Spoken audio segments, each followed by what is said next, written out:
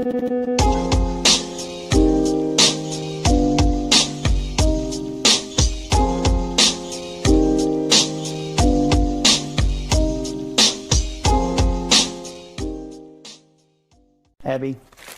Is that a bag for you to breathe into? No, this is what. Okay. I'll be pouring this in my Newsnight mug tonight. Oh, Lord.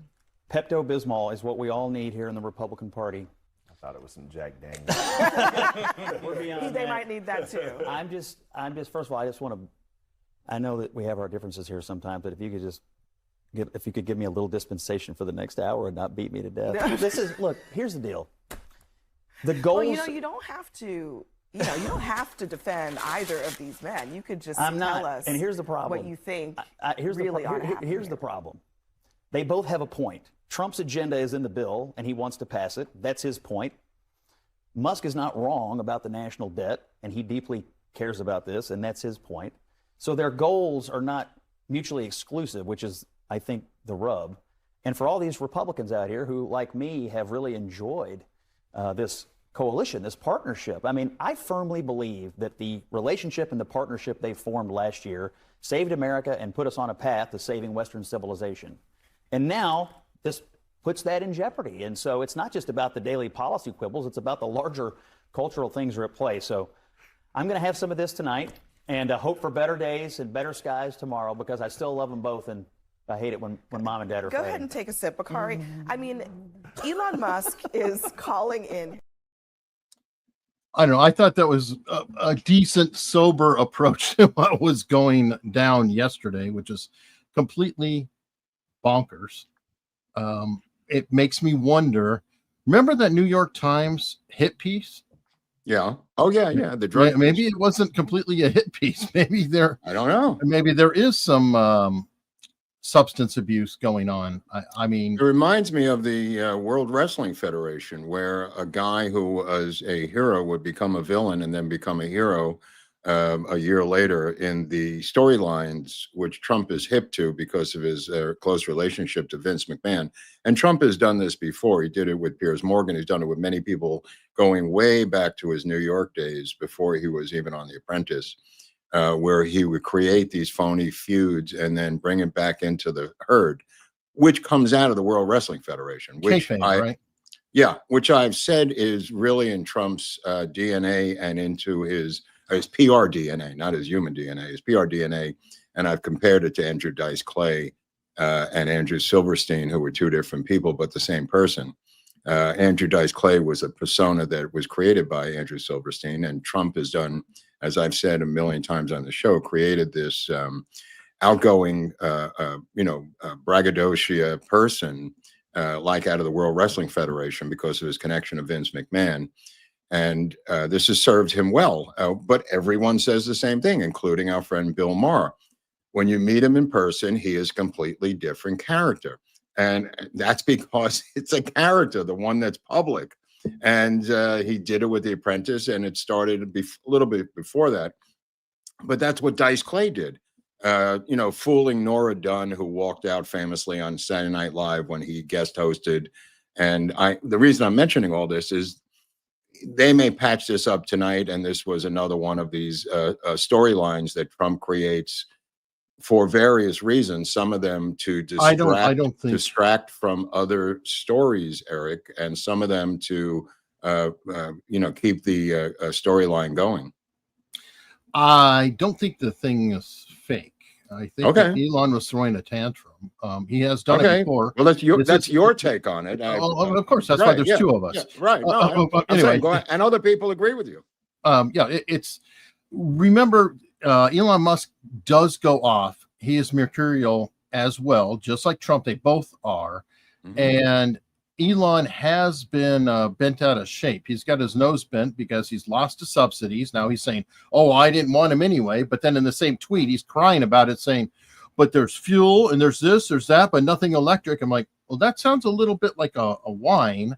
Then we have the problem with the AI deal that happened, I think, when he was either in Qatar or Saudi, whatever. But that deal was made with Sam Altman. Sam Altman is, Elon Musk hates him more than anybody in the world. Remember, Elon Musk funded OpenAI, and Sam Altman essentially worked with him or for him. I don't know which. XAI is a response to that. Elon's thrown everything in on AI being his future, and the biggest AI project of all got screwed over. And apparently he allegedly was trying to insinuate himself into the deal, and that didn't happen. You got the weird black eye thing, and then you have the Scott Bessent. Remember there was that thing about Scott Bessent and Elon Musk and the fist fight that went on behind the scenes? Well, you're also forgetting Stephen Miller's wife. Well, Steve Miller's wife works for him. I don't know if she's done something behind the scenes, but I also found this very interesting. Elon Musk last night, somebody put up this meme. Elon does ketamine, X-active users, Trump on Epstein's list. And then Elon does a laughing emoji and then a target sign. So it's like, what do you think that means? I don't know. I could read that as saying you're on target. I was doing ketamine. I don't know. I'm just saying I could read that response, because why do you have a target? What does that mean? On target? Very, very weird. I also do want to, because the Epstein claim was so specious. Okay, let me just interrupt you for a second, because you believe that Elon Musk would go so far as to call for the impeachment of the president and release of the Epstein files, claiming that Trump is in the Epstein files and that's why they're not being released. You either believe that's true or don't believe it's true. Personally, I mean, you don't believe what? That he'd go that far, or that I don't believe Trump is. He did go that far. He did go that far. Well, exactly. You believe that's real. The question is, how much of it is real? In other words, is Trump in the Epstein files, and that's why, as Musk is claiming, Pam Bondi has not released them? Do you believe that? Let's just start with that one. I do not. So you don't. And I will tell you why. Okay, go ahead. I'm saying you don't believe what Musk has said there. I do not, and I think that's cool. I don't even think that he does, because he had a follow-up tweet saying, "Mark this in time." The truthfully, so you're saying he's making stuff up? I think he's throwing shit out there to get under his skin, and he can get away with it because Trump is on the flight logs. Everybody knows that Trump is on the flight logs. So technically speaking, what about the impeachment? You're saying he's calling, that's a made up story too. That's just him having a tantrum. I think so. I mean, considering the guy threatened to end the space program, right? He said, I'm going to decommission the Dragon mission. Now remember, Dragon is what we were going with SpaceX to fly to the moon and whatever else. But I'm saying you're implying by what you're saying that this is from drug use. I'm saying it could be. I don't know. I mean, well, you got to better than I do. I mean, I don't. There's some. You're the one I'm saying that. No, I'm saying that Elon Musk is an Asperger's hothead. I don't think he has the normal amount of emotional control as everyone. I think there's a lot of evidence out there. He may be doing drugs. He may not. There's, claims of that. I haven't seen him do them. I haven't, I don't know either way. I think that the black eye when he was with Trump is very odd. I think his behavior, people were, clipping it out. And I'm like, well, maybe it was taken out of context because he does kind of have little tics, and I never want to, put too much forward. But here's an example. Remember, Elon Musk said that he was going to decommission the Dragon program. This little tiny account here, Alaska, I think has 17 followers when they put it out. This is a shame, this back and forth. You are both better than this. Cool off and take a step back for a couple days. Elon deleted his original tweet here and actually wrote, good advice. Okay, we won't decommission Dragon. Well, it's been reported already that he's trying to patch this up. So sure, this story may be a 48-hour story, and I think so. It's my take is it's so short, so explosive, so crazy that it's phony. That's my opinion. It doesn't mean I'm not stepping on your thing either. Yeah, no, I just think that Elon Musk threw a tantrum. It just doesn't seem real to me. It doesn't seem like this guy would go berserk for 48 hours and say, okay, well, I'm good. He's done it before.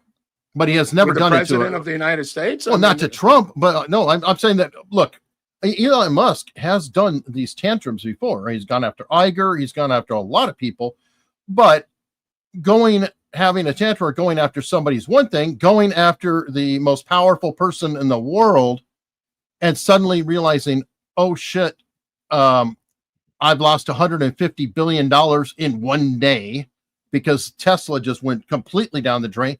Every government contract, which is, a major part of Elon Musk's fortune, essentially he's going to lose a couple $1 trillion of market value. Okay. At least in all of his But companies. you're saying he didn't think of that originally. I think he probably thought of that before. I think he lost his temper and he wasn't getting a response and he escalated like some people will do. I mean, if you look at how it goes, he's like, this bill's atrocious. This is blah, blah, blah. It's bad, bad, bad. And he's been going for 2 days. So Trump just sort of let him play it out. Like he wasn't saying anything either way. And then Trump said, I'm really disappointed with Elon and I don't know what's going on with him, blah, blah, blah. And I think that just like I'm saying, I agree with you, but I'm saying I could say the same thing about Trump's gambits into these phony feuds, where he has done exactly the same thing with Piers Morgan and many others, and then patched it up. Again, having nothing to do with Musk. I'm saying from the Trump side, this has all the fingerprints of Trump doing these phony feuds for dramatic reasons and storylines, as he has done in the past. Just like, but I don't think they're all phony. I think he gets pissed at people, and he's very forgiving too.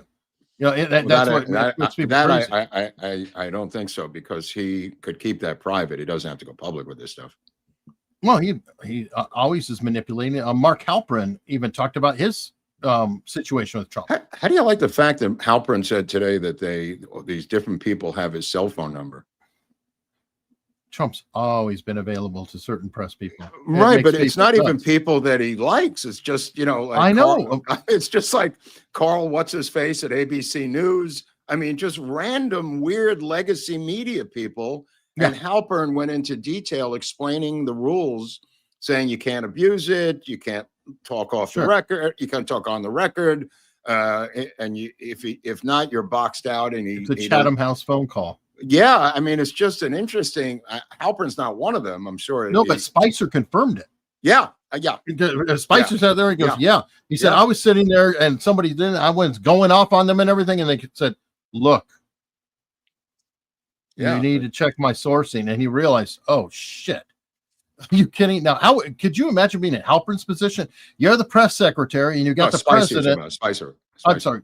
Yes, Spicer. I get it. You're right. Oh my God, I would hate look who just left. I mean, KJP. Oh yes. So you're talking about that's his successor in a way. She's left the entire fucking party, Eric. Well, I mean, I've never seen that happen. I've never seen. I mean, have you seen Sean Spicer quit the Republican Party when he left. And I don't know any press secretary in American history who quit the entire party when they left. Oh well, I mean, the party has no love for her anyway. Axios. Well, I don't know. I mean, it's hilarious. No, Axios, Alex Thompson, who was the co-writer of that book with Jake Tapper, has been just dancing all over her grave, with every source that they had, whatever about how she was the ultimate DEI hire, etc. By the way, before we leave the Musk subject, I had to share one clip because I thought this was amazing. Kash Patel was on Rogan yesterday when all of it went down. Yeah, this is a big story. It's hilarious though, because since we were talking about fake news, this is going to come up because it's been going on since we've been recording here. Elon and Trump seem to be in a bit of a spat. Joe, you want to check the tweet that Elon just put out a little bit ago? Time to drop the really big bomb. Donald Trump. Let me pause for a second because they like to copy claim.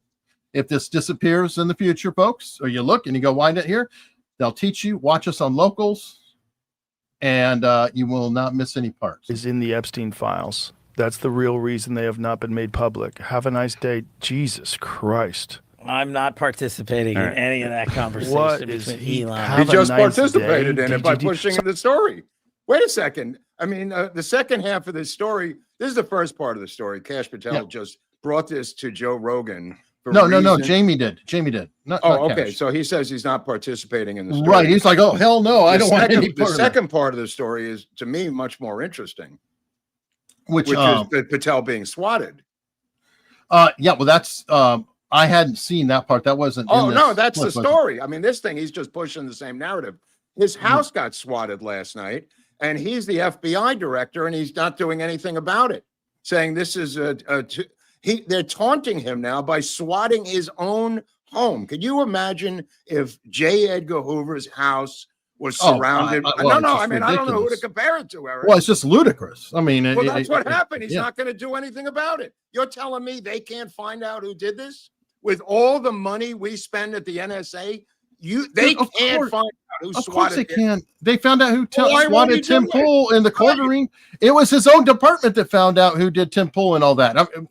The guy got convicted. Remember earlier this year, the swatter who went after Tim Pool, Jeremy Hambley of the quartering, and other people, who was a professional swatter. He doesn't say at the end of this segment that we know who it is and we're going to get him. He doesn't say anything like that. I mean, I would assume you're correct, but Patel didn't say that. Well, I'm sure he will. Okay.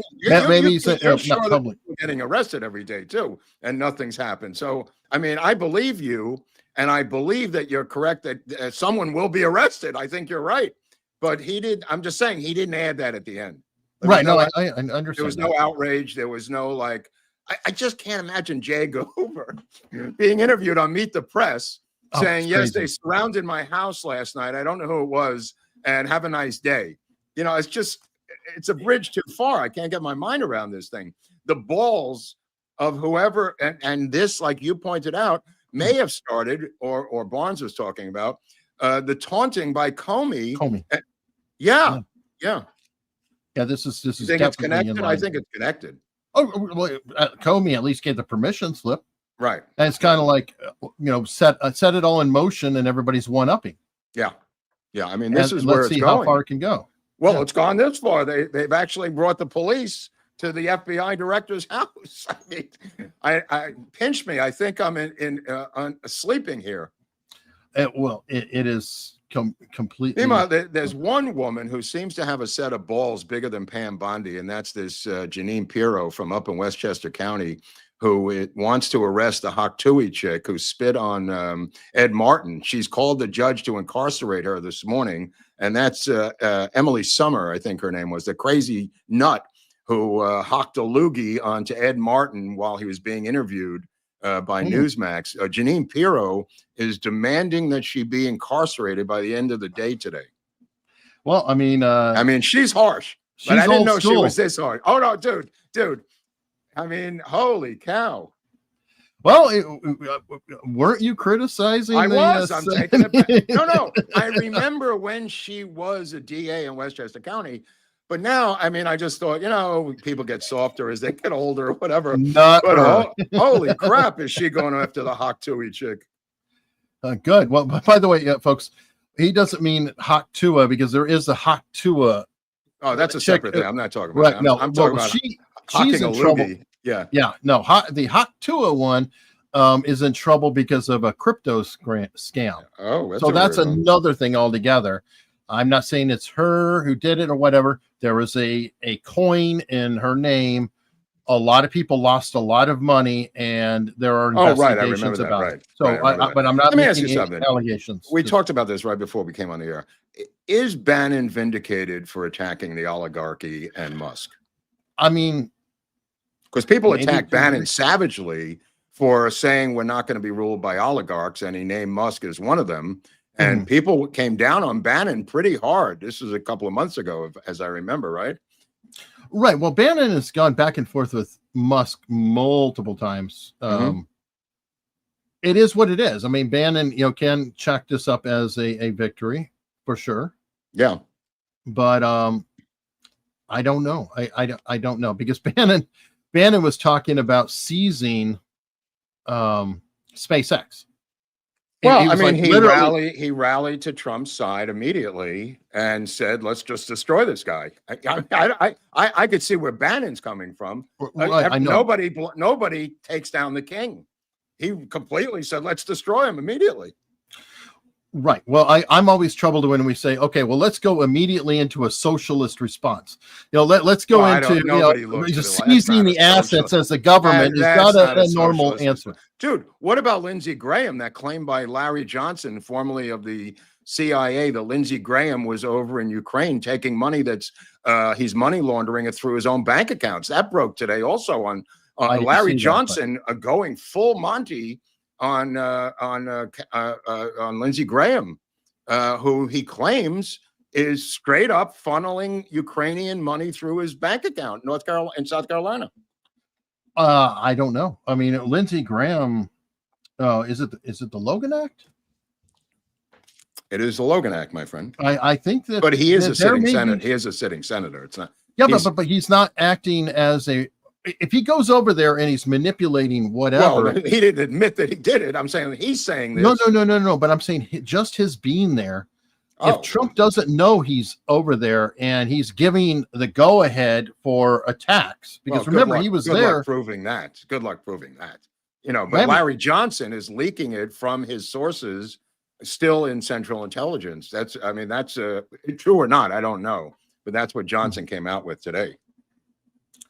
Well, I mean, we'll find out. It could be pushback against Lindsey Graham. It could be bullshit, trying to at least push back on this maniac. Well, I think that Lindsey is very, very untrustworthy at a minimum. I mean, Bannon wanted him locked up. While we're talking about Bannon, that was his. Did you see the clip of your guy, Scott Jennings, by the way, on illegal alien healthcare? It might have been from that same thing because he debates. When he asked the question straight out, he said, even illegals, and yes, everybody. Yes, and he looked so pleased that he got them to finally admit, and they didn't even realize, they just wanted to shut him up so they could pontificate even further, Eric. I don't know if you've got that clip. That was I don't have it right on hand, but I did see it. But I mean, that was fun. Well, come on, wouldn't you feel vindicated? I mean, imagine sitting there 2-3 days a week of just a bunch of idiots around you and being the only person having to, deal with them. But even Bill Maher called him Lonely Scott. Oh, that's funny. Well, he may be Senator Scott pretty soon, right? He might be. But, well, let's commemorate D-Day, because today is for this channel. It means a lot for June 6, 1944, the invasion of Normandy and what they called Operation Overlord, coming in hard to Normandy. Supposedly, supposed to start on weather on the 5th, but bad weather sent it to the 6th. But even more interesting for our audience is the Operation Fortitude, which is at the thin portion of the English Channel into France, where we did the fake out invasion of Normandy with the inflatable tanks and the miniature subs and a double agent named Garbo, who kept putting out phony transmissions to the Germans saying the invasion's coming at the Palais crossing. That's really fascinating to me, is Operation. It doesn't get that much credit either, because everybody talks about Overlord, rightfully so. I mean, it was a brutal invasion at Normandy, but Garbo never, and it's not the Garbo. Garbo, this was the code name. But the mini subs were used for reconnaissance at the time. I think for the first time, the X-Craft were used for reconnaissance, and those British inflatable tanks were great. It really had a lot of Hollywood, the fake out part, which is what I really liked, Operation Fortitude. And that was Patton, right? It was the British, and Patton was dragged into it because Eisenhower ordered Patton to be part of the fake out, and he wasn't happy about it because he wanted to be part of the real invasion. Well, and that's why it worked, though, because the Germans were terrified of Patton. So if anything big was happening, it was going to be Patton doing it. So it was kind of brilliant to put him there. It had a similarity to using, William Harvey to run the Cuban operation. The Soviets interpreted that to mean that it was that important that they put their biggest fish in charge of the invasion of Cuba.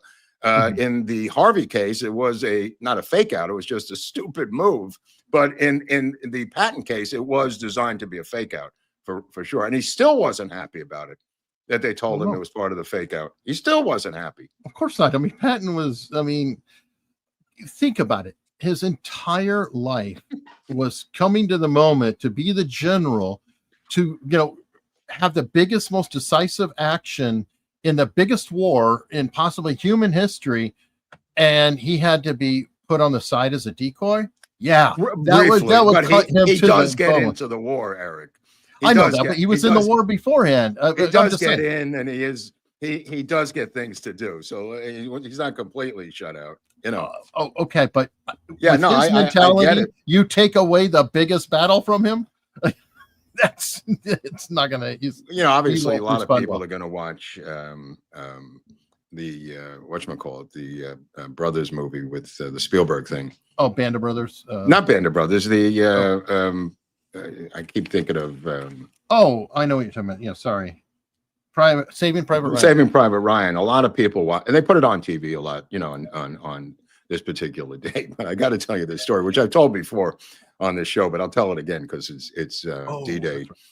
Ed Burns, a friend of mine, Ed Burns is in the movie, and he told me this story privately about working in Saving Private Ryan. And the creation of the landing scene might have been the largest Hollywood production of a battle scene ever made in terms of ships, soldiers, extras, guns, weapons, for real, you know, in terms of the actual creation of that beach landing scene might have been the most expensive, it might have been the largest. Yeah, no, it's absolutely amazing. But they finally this is day one of shooting it, and they're finally ready because he's got all these different assistant directors, Spielberg, who are running extras, other ADs on boats who are controlling the ships. You have all these different things in frame that have to be put into motion simultaneously, as people who know film know. So one of the first scenes is saying action and moving people onto the beach, lowering those landing craft doors and people coming out, and the scene ensues. And one of the scenes is Ed Burns throwing a grenade on his first major scene after weeks and weeks of preparation. So Ed Burns is in the biggest movie of his life. I mean, he came out of New York Indies, you know, Brothers McMullen and everything. Wonderful guy, great actor. We had a project together. But anyway, so he goes to throw the grenade. Everything's in action. The planes, the soldiers hitting the beach, the ships turning around, mortars going, and he takes the grenade and throws it right into the middle of the lens of the camera, cracking the entire camera, and the first scene of the movie. And it's one of the great stories of Hollywood of all time. And Spielberg just goes, all right, let's reset. That meant hours and hours and hours of resetting, because Eddie Burns, who had a great arm, was a great baseball player, threw the grenade like a baseball right down the middle of the cannon, into the cannon, breaking the lens of the camera. I kind of have mad respect for Spielberg on that, because I guess it's such a giant disaster that it's kind of like, okay, we got to reset it. Yeah, I mean, it's like you can't even react because it's so bad. You can't even get angry. It would just. And the reason it came to mind was watching Mamet with Bill Maher this week, and seeing him on Club Random, and then watching Mamet's new movie, which I highly recommend, called Henry Johnson, with my old friend Chris Bauer, Shia LaBeouf, and it's a 3-act play that they did in Venice, California, I think right after COVID, and then I think I finally turned it into a movie. So Mamet's on a press tour now because he's got a new book out, which I really, really, really recommend. It is so pro-Trump. It is so over the top, attacking intellectually the liberals. I just can't put it down. It's so great. It's called The Disenlightenment. Politics, Entertainment, and Horror. I think it's called Politics, Horror, and Entertainment.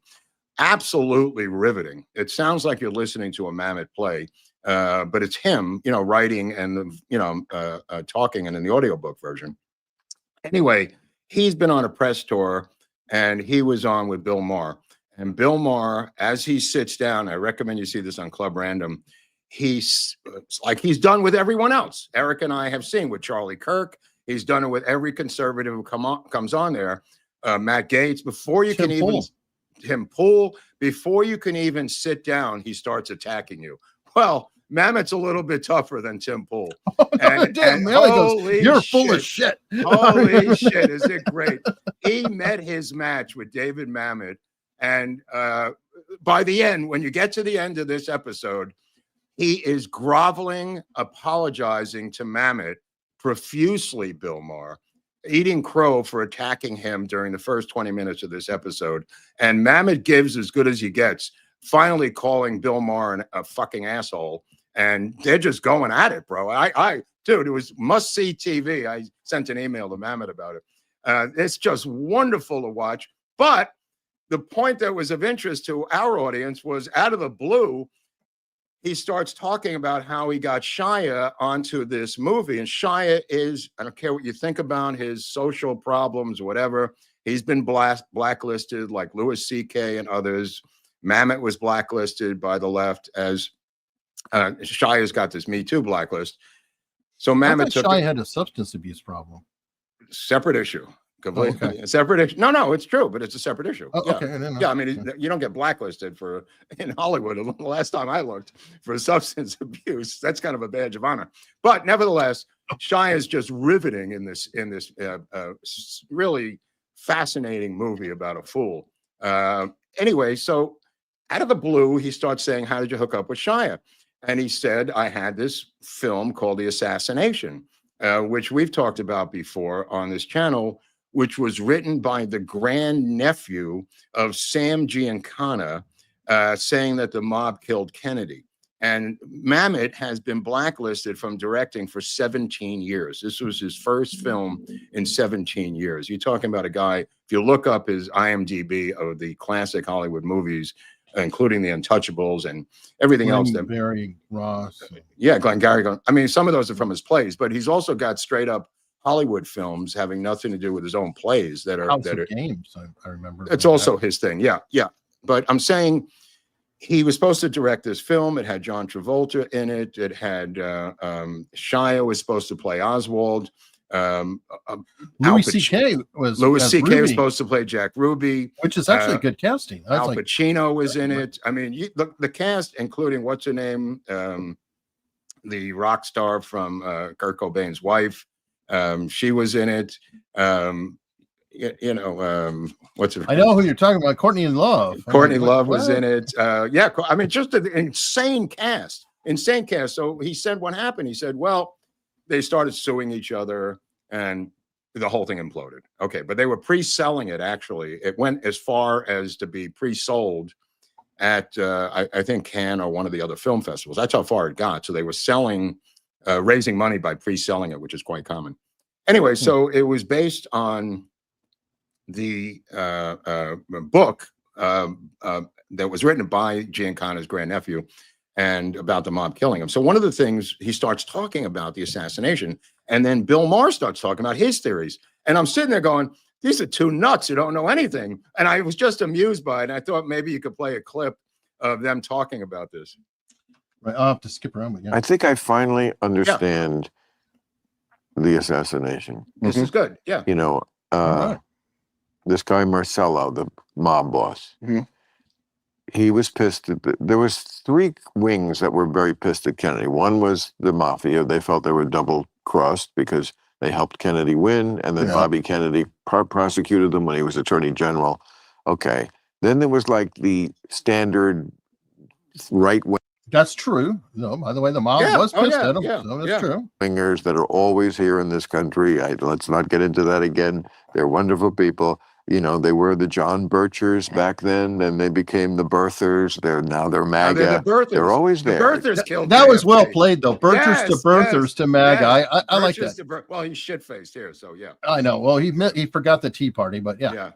It's about a third of the country, very far right wing. That was that guy, Guy Bannister. He just hated Kennedy because Kennedy represented everything that was just horrible about America. And then there was Ferry. Daniel Ferry, played by Daniel the cousin of Brian Ferry of the band Roxy. The cousin of Brian Ferry, Daniel Ferry. He's on a roll here, Bill Maher. Joe Pesci in the Oliver Stone movie. And he had run guns to the Cubans. You know, they were Castro took over in 59. They were trying to oust him. So he felt double-crossed by Kennedy, the Bay of Pigs. So you have three people here in this Agatha Christie story who really want to kill John F. Kennedy. And then Oswald, I mean, what's so weird about the Oswald thing that we just gloss over is the time he spent in the Soviet Union, our desperate enemy at the time. It's treated in the press as if it's just another interesting fact about Lee Harvey Oswald. Oh, and I agree with him on this, though. It's like, yeah, they do kind of just blow right by that. And well, they cover up mainstream press for sure. Oh, yeah. Yeah, no, he's right about that. Oh, yeah, yeah. Spent some time in the Soviet Union, and he was a stamp collector. You know, he was there in the Soviet Union and then came back to America and shoots the president. If he shot the president. Oh, you don't think he shot the president? No, I don't think so. Well, I mean, well, just stop it for a second, because he Mamet, to his credit, says, no, I don't think he shot the president. And then Mamet will explain his take on it. He believes the mob killed the president. And so he's a lone nutter. I didn't know that. Well, makes sense. I mean, Bill Maher. Oh, yeah, yeah. Well, yeah, it makes sense that he would be a lone nutter, because he doesn't investigate anything. He still thinks that, Oswald probably acted alone and shot him from the window. I'm shocked, though, that Bill Maher did not bring any of this up with Oliver Stone. When Oliver Stone was on, really, it's like, that would have been a good guy to ask about it, maybe. He's only asking Mamet because of the movie Henry Johnson that has Shia in it, because Mamet was explaining how he met Shia and how he got him into this thing. Now, keep in mind, I'll talk to Mamet about it, but before he gets Shia to play in his movie as Oswald, Oliver Stone and I got Shia to agree to be Oswald in my miniseries, and Shia read all 10 hours of my scripts in one night in a hotel room in London, and then called up Oliver Stone in the morning and said, I'm in. There were problems later that Eric was talking about with Shia, but that was out of our control. But then he ends up playing the same character, and that movie implodes. I mean, when has this ever happened? Maybe you need to talk to David Mamet and say, hey, I got a script, by the way. No, I will when I see him. But the reality of it is, a guy who wants to play Oswald so badly, and 2 movies implode where he can't play Lee Harvey Oswald. I find that to be interesting. Yeah, no kidding. I think there was a conspiracy and there were other gunmen. I mean, this is the limited hangout. I don't know. Right. That's the limited hangout. He was one. But he was the perfect patsy. He was a perfect patsy. He's both. So he's a patsy and a gunman. Yeah. He's both. He's a patsy and a gunman. About the Kennedy assassinations, the parallax view, where Warren plays this. Right about that. He's absolutely it's a wonderful right. talk about everything coming together in the last 10 seconds. And we're going to be showing the end of the parallax view in Dallas when Eric and I go down for the conference, the Lancer conference. That'll be one of the many films we're showing on Hollywood political assassinations. So it's funny that he mentions the parallax view here, because I thought the same thing. The reporter trying to investigate, blah, blah, blah. And at the end, we find out 10 seconds to go in the movie, they've been leading him on to the point where he's up on a catwalk with a rifle, and he's going to be the patsy. Let me just say, that catwalk is modeled after the Trade Center in Dallas that Connolly fought so vociferously to have JFK make his speech at, changing it from the women's building, thereby changing the parade route. Instead of going one way to go in Dallas to go to the women's building, they had to go through that section right there to get on the Stemmons Freeway to go to the Trade Mart, which the Secret Service said we can't defend because of the catwalks that Alan J. Bakula brilliantly depicts in this movie, that the Parallax View that Mamet is talking about, one of the 3 part of the Paranoid series that Pakula directed, and highly recommend the Parallax View if you haven't seen it this week. I'm sure that he was influenced very much by that. Oh, absolutely. It's really subtle. It's not on the nose. It's not like executive action that hits you over the head with a hammer. A Parallax View is a big time movie with a big star and extremely subtle. Yeah. You know that one of Marcello's girlfriends was Lee Harvey Oswald's mother. Well, that's wrong. And then he's wrong. What? Wrong. Yeah, wrong about that one. She dated a guy briefly who was in his mob. I mean, it just completely, and even he knows that. He just misspoke. He knows that himself, Mamet. He just misspoke. I did not. Check it out. He was all over Oswald. He was part of the whole crew at the Jack Ruby's bar. Yes, there's lots of witnesses who saw them together. I mean, it's just passing strange to me that we just gloss over that part of, like, if you just wrote a script and said, okay, well, there's two bitter enemies, and one of them defects to the other country and then comes back and kills their leader. He can't even connect the dots. How strange this is, Eric. In other words, he can't even see the obvious oddity of what he's describing as an oddity. You know, like, how could somebody defect to the Soviet Union and come back and not be questioned? Or he doesn't even see that. No, he's not obviously taking the full step of saying maybe he was sent to the Soviet Union. Right. It's odd. It's like really he's buying the line that Oswald just happened to go there because he's such a commie and blah, blah, blah. But he can't, in his own mind, explain how he can go back and forth at the height of the Cold War. Right. Because he doesn't have any imagination. Right. Oh, you're right. You're right. Suspicious. Well, I think he was fairly obviously a CIA low-level throwaway. That he went over, they said, fuck it, okay, go over to Russian, and they put him assembling radios over there. In the book. Which really downplays it. It's like they're just going to pick any random low-level person and send her to the Soviet, the heart of the Soviet Union, and it's like, come on, you're going to have somebody who has some sort of skill or value. Why would you waste the resource? Right, he's not only a Marine, he learns how to speak Russian. He doesn't say that, Mamet. He's not a throwaway guy. He's a guy part of a 12 or 13 person fake defector James Angleton program, but he doesn't know enough about it because he only read this book that the Sam Giancana people killed Kennedy. He may have done some research. His other book that he's read, and he talks about in his new book that has convinced him, which you're going to hear, is that the Zapruder film is fake. What did he read? He read the one book, James Fetzer, a thoroughly discredited JFK researcher, called the Great Zapruder Film Hoax. And so he's read 2 books on this thing and is off to the races. Oliver read 500 books on the JFK assassination, interviewed everyone, brought everyone in as a consultant. And, you know, I'm glad the Mamet film didn't get made. And I remember talking to Jim DiEugenio about it, how we were, you know, saying that I hope this thing melts down, which it did. They replaced Mamet with someone else, and then the whole thing melted down anyway. But I'm glad that it wasn't made, to be honest with you. Oh, yeah. Book. Yeah. The Disenlightenment. Yeah. Sorry, I forgot the title. I think you say you don't believe in the Zapruder film is faked. I know it's fake. Everybody knows it's faked. Everybody knows. Oh, yeah. It's a throwaway. I didn't. Well, if you look at it, there are several frames missing. Every frame is numbered, right? And several frames are just missing.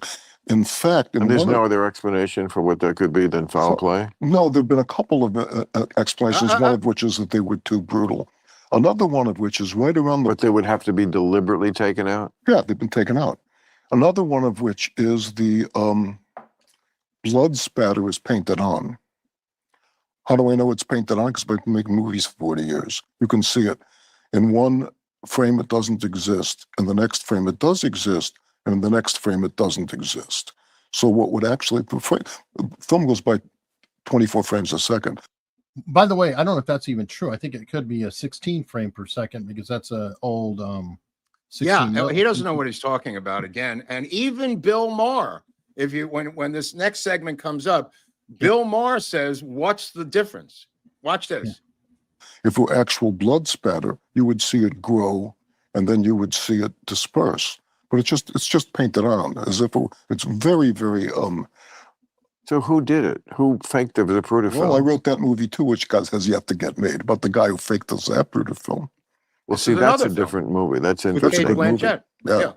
You wrote it. Yeah. It's already, but it's just... I was going to do it with Kate Blanchett, and that fell apart at the last minute. Maybe I'll do it some other time. Oh, I would have jumped on that one. Yeah, me too. No, I mean getting her for the movie. Oh, she was great. Mamet's I went funny. down to see Mamet's her, and she said, "Yeah, I'll do it." She was going to do it for nothing. She was going to do it for skis. She just loved the part. and then the financier pulled What out the part last is minute. there for a woman there? There's none in the story. Aha. So the movie is about this woman whose grandfather made a lot of money in the movie business. It's made up. It's a made up story. Right. It's a made up story. But I just wanted to say, yeah, go ahead. Keep going. There's a little bit that, business. Yeah. And so she finds out and first she thinks boys and girls on the street that early, but I mean, for example, a picture of a star who later became, you would alter the picture and say, wait a second, you altered that picture, right?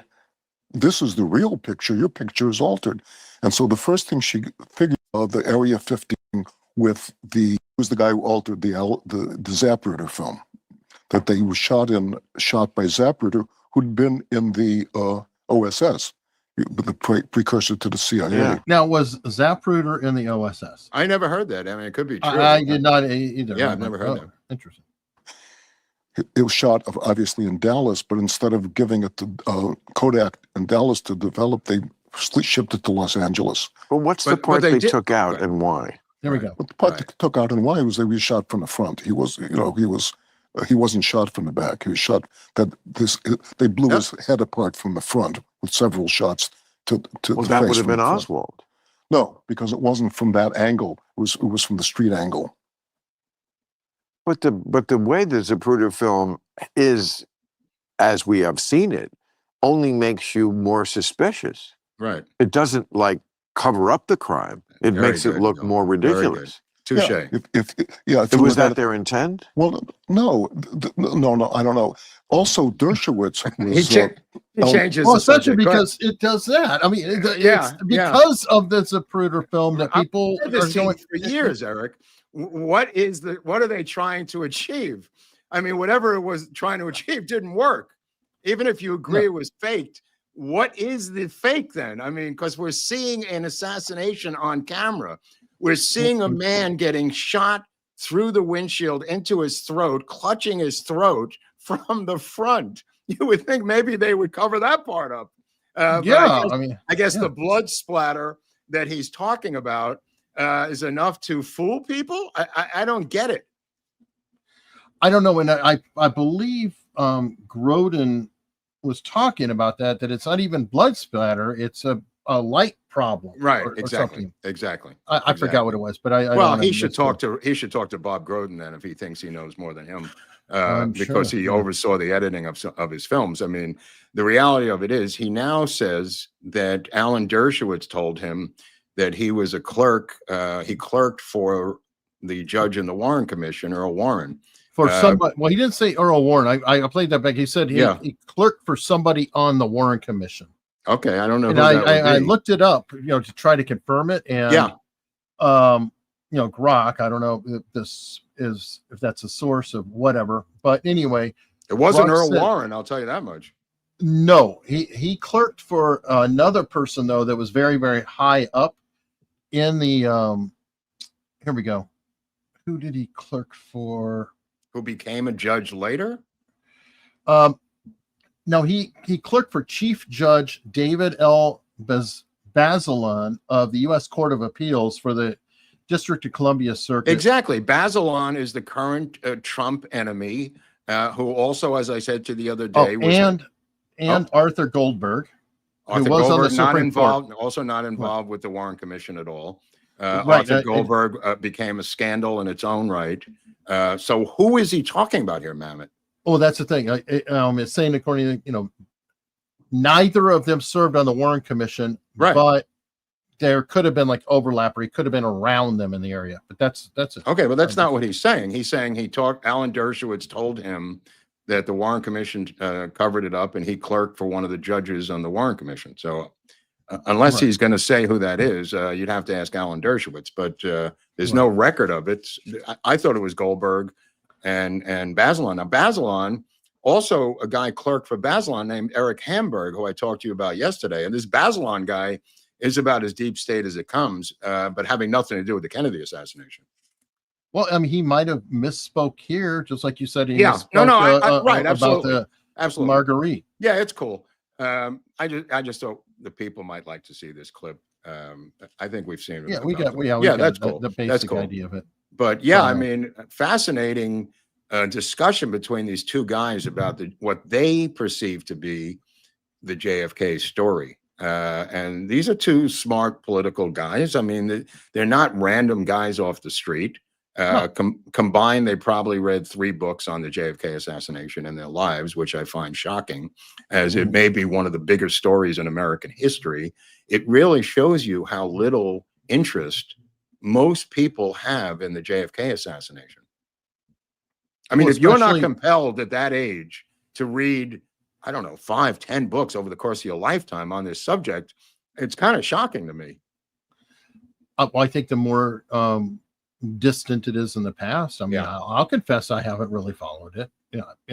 Until I met you. I mean, you no, I know. Interest in it. These are two major media guys, as I'm saying, and not to belittle your station, but these are two. This guy's directed 35 films, trying to direct 2 different films about the JFK assassination, and it's shocking how limited his knowledge is. Yeah. But maybe there's more. Maybe he's just not saying it right there. Well, we've run into that, though. How many times do you hear, I read blah, blah, blah in the book, and that's the truth? And I'm like, how do you say that book is the truth? Out of all the books, it's the one you grab, so therefore it's the truth? Yeah, it sounded good. We have run into that a million times. But one thing I'm not going to run into again is The Accountant 2 with Ben Affleck, which I lasted about 20 minutes or 15 minutes into it. Holy crap, what a train wreck. 2 thumbs down for The Accountant 2. It's suddenly about 2 broads. One is a female assassin being tracked by a female FBI agent. I'm going like, we're looking at this going, what does this have to do with The Accountant? I mean, his own brother, who's featured in the first one, doesn't show up till 36 minutes into the movie. I'm going like, what the hell is going on here? I watched that, so you don't have to. And I also watched a 3-part thing on Netflix on the Tylenol murders, Eric. If you recall, 1982. I do recall. He died last year, I believe. The prime suspect. I think that his daughter was not given medical care. Something happened. His daughter's heart patch blew out, and it was made by Johnson & Johnson. And that was the motivation for his attack on Tylenol. Yeah, I think his case is similar to the anthrax guy, where they're pretty damn sure who it was, but they just were never able to. Well, there's also the cover up by Johnson & Johnson. So they're operating where Johnson & Johnson is investigating themselves. So there's that. There's a couple of interesting things. I would recommend the 3 episodes on Netflix of the Tylenol murders, which is new, which just came out. So I would recommend that if you're looking for true crime this weekend. Yeah. Do they have interviews with him in that? Oh, yeah. I think that it was actually getting close to FBI bringing charges against him. Oh, yes, my friend. And DNA's invented, and they won't reveal the DNA. I mean, there's a lot more meat on this bone than I originally thought. I mean, I lived through it, but I didn't know all of this, because they cover it up until 81 till today, 82 till today. And Johnson & Johnson is complicit in it, too, in a lot of ways. Well, I could see, I mean, it's held out that incident as the one of the greatest cases of crisis management in corporate history. Oh, definitely. They always hold up Johnson & Johnson or whatever for what they did when they just pulled every single one off the shelf everywhere in the country. They've been lauded for the actions they took. Unfortunately, well, they lied about the cyanide in the factory, and they got caught because they said, we test all of our products for cyanide. And then some prosecutor said, wait a minute, why would you be testing for cyanide in general on your products? And they said, well, you never know. And they had a whole testing system. And indeed, cyanide was in the factory right by the Tylenol. Wow. Yeah, no, there's a lot of revelation. I won't go into it, but it's definitely I was just talking about their public image. They cover that in the movie too. They cover that public image story, which is fascinating. Eric's right. It is a fascinating part of it. Well, wow. Well, while we're on that, what do you have let's now? look at this is a little more current. We got the 2 Chinese nationals charged with smuggling potential agroterrorism fungus into the U.S. Did you see this? Yes, I also wanted to talk about the people who blew up the fertility clinic in Palm Springs, and that guy was a Chinese national who they arrested trying to escape. The second conspirator, they thought it was a one-off, and now you got this, Eric. Well, and I mean, that was bad. I think this is frightening because this fungus apparently kills crops. I mean, it's well, like the bomb killed people. So, I mean, well, no, I get that. I yeah, get that. I'm talking about the scale, though. Imagine if you get this run into our food supply, how many people die? Yeah, you're right. You're right. So, in terms of a threat, this is what is that shit?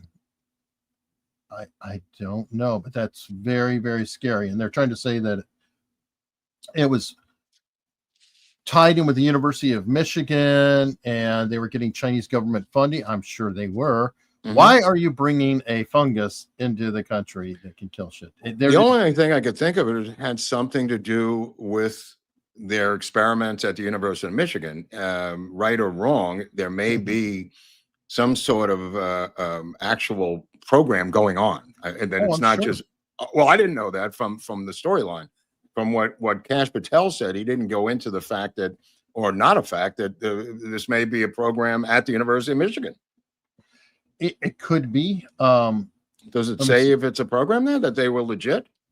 In other words, is it a terrorist act or was there a scientific bacteriological program, insanely, at the University of Michigan using these types of things, the blight, the head blight, whatever the thing was to experiment with them, which might be crazy enough, but at least it would stop the idea of just some random Chinese people on a plane with bioweapons, which is kind of my takeaway from what he said. Well, they're alleging that they were researching this. So they are tied in with the school somehow. I don't know if. All right. I don't know to what degree. I'd have to read up further on that. If they could have been part of the program, but maybe the school wasn't there, or they might have just had access to the lab and they were saying, "Hey, I want to use the lab to study this." I don't know. I don't know. The other case is complete terrorism because the guy fled. His name was Daniel Zhongyan Park, who they apprehended, a Chinese national, and never do they have two conspirators in these types of terrorism. They always say there's another guy, and in this case, there is another guy, and there's video of the bombing. It's inside the place, obviously, of just the place exploding. But what are they trying to achieve here? This is not an abortion clinic. This is a fertility clinic. Is this tied into Chinese one-child policy or something with Chinese communist politics? I couldn't figure out the angle. There's no manifesto. Two guys, now it's not one guy, it's two guys blowing up this fertility clinic in Palm Springs. Well, I guess the big questions are, well, number one, is it CCP even? I mean, do they just happen to be Chinese and they happen to do this act? But no, I'm saying, but not necessarily tied to the government. I don't know. I just assume everyone's tied to the government. Oh, okay. Well, no, in that case, in that area, that little area of politics, I just don't think random Chinese people blow up fertility clinics and then try to flee to China and get caught by the FBI. I don't know. I mean, when does that happen? That's true. Yeah. Well, and as far as the fertility clinic, I'd like to know, well, what are they actually doing there?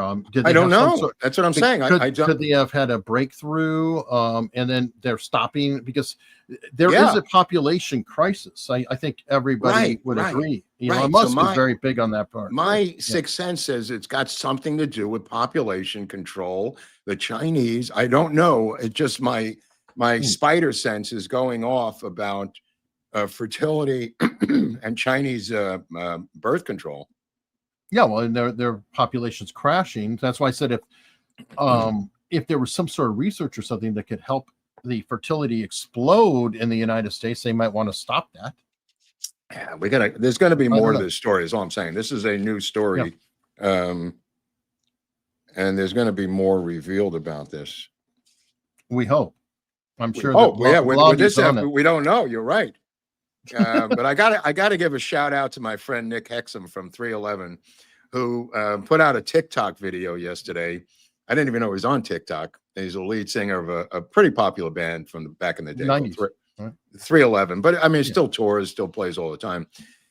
He went to the corner of Mulholland and Topanga, where it was a sharp hairpin turn, and there was an overgrowth of bushes. And he said instead of contacting the city, which he had tried, he took matters into his own hands, and he trims all the bushes on this hairpin death turn where Mulholland goes into Topanga. And he made a video of himself doing it. And he's Nick Hexum, who's an old friend of mine who I ran into on the plane last month. I haven't seen him in a long time. Next thing you know, he's cutting bushes on Mulholland Drive. Wow. And it was kind of like, you got to take care of business and do it yourself, because the city's never going to do it. And it was a complete hazard. If you look at it, where he's cutting the bushes, it really blocks your vision on a hairpin turn. And what Nick said was there's a lot of fatalities right there. So he took his chainsaw and went on his own. Okay, that reminds me. I ought to find it again. There's a story. This has happened before. Somebody actually, there was a really shitty exit or something on the interstate system, and some guy went and figured out whatever in the middle of the night, went up and modified the sign, the city sign, redesigned it, and it sat there, and it was unchanged for like 5 years. Like nobody knew it, but it fixed the problem. Well, I don't know. Do you have that TikTok video? Because it's kind of fun. Did you send it? He lives in Calabasas. I don't know if I sent it over to. It's in one of your many folders that I send. But there's also another one near you in Richmond, Virginia, where ICE shows up at a construction site, and there's a stampede of illegals running for the hills. That's a good one. And there's a couple of good videos this week that are fun. The Nick Hexum one, the construction site raid, the dude on top of the police car, that black dude naked. I mean, I don't know what was going on with that guy. That rooftop naked guy surfing on a police car on meth, obviously high as a kite, is just absolutely wonderful. But also the one with John Kennedy interviewing that law professor from University of Pennsylvania, Kate Shaw, talking about the jurisdictional issues over district court judges nationally or not nationally. Boy, he made a monkey out of her. But there's a couple of fun. Kennedy's always doing that, but here's the Richmond. Oh yeah, go ahead. Let's see that. That's kind of cool. Hold on, it went off screen. Oh, sorry. I swear to God. I swear to fucking God. They going crazy.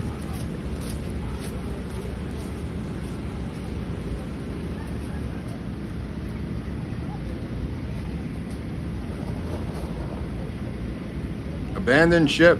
Abandoned ship. The more they do this, the more people will self-deport. Absolutely. Dude, they went down to Home Depot in downtown LA today, Eric.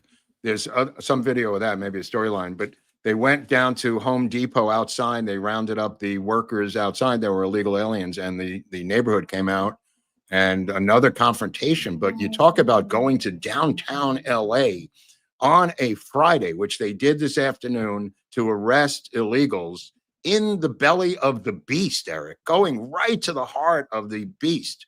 Wow. Wow. Tip of the hat to Tom Homan for going deep into LA city jungle and pulling them out of there. Wow. Good work. Here we go. Nick.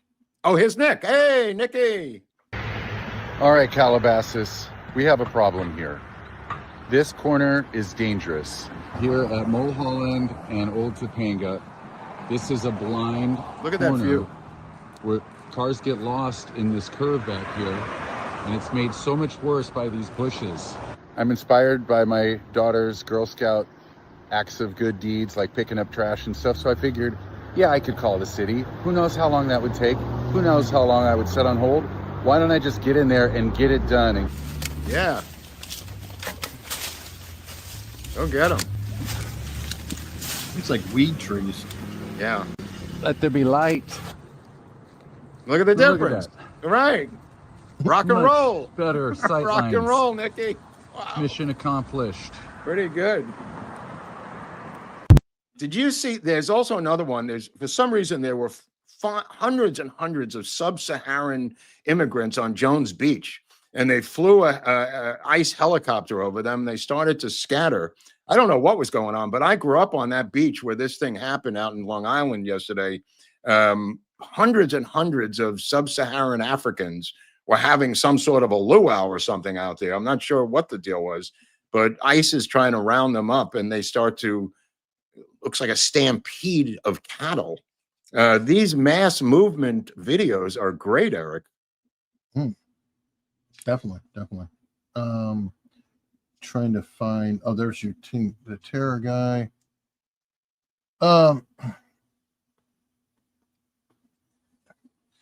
Oh, what else we got? You got the Okay, what is naked this guy. I got the, I guess we can play that. It's censored enough? It's totally censored. Yeah. I mean, I saw that you're not there's- going to see anything. I think I'm, yeah, I shared that with you. I don't know what he's doing, but let me make sure I mute it. Okay.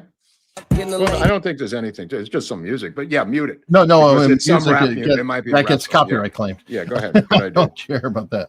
Yeah, you don't hear from the guy anyway, but But on a cop car, and this is a moving cop car, not just a cop car. Yeah. The cop never stops and gets him off of there. I He know. starts I'm just surfing and dancing to this music.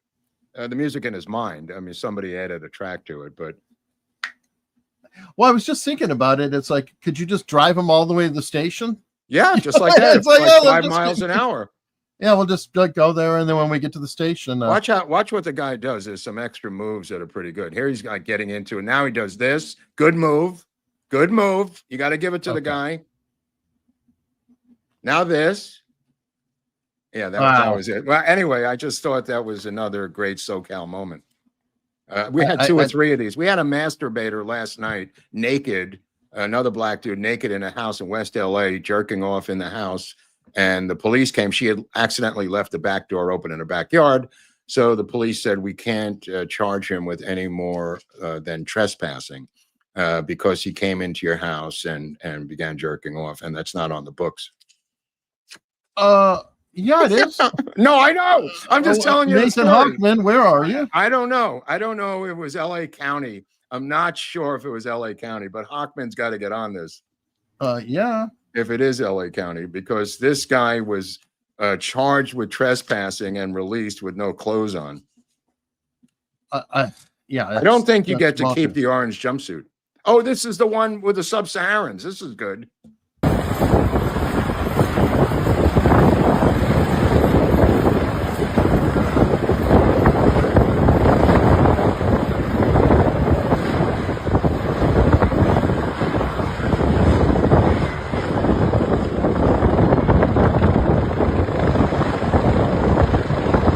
It's like a herd of elephants.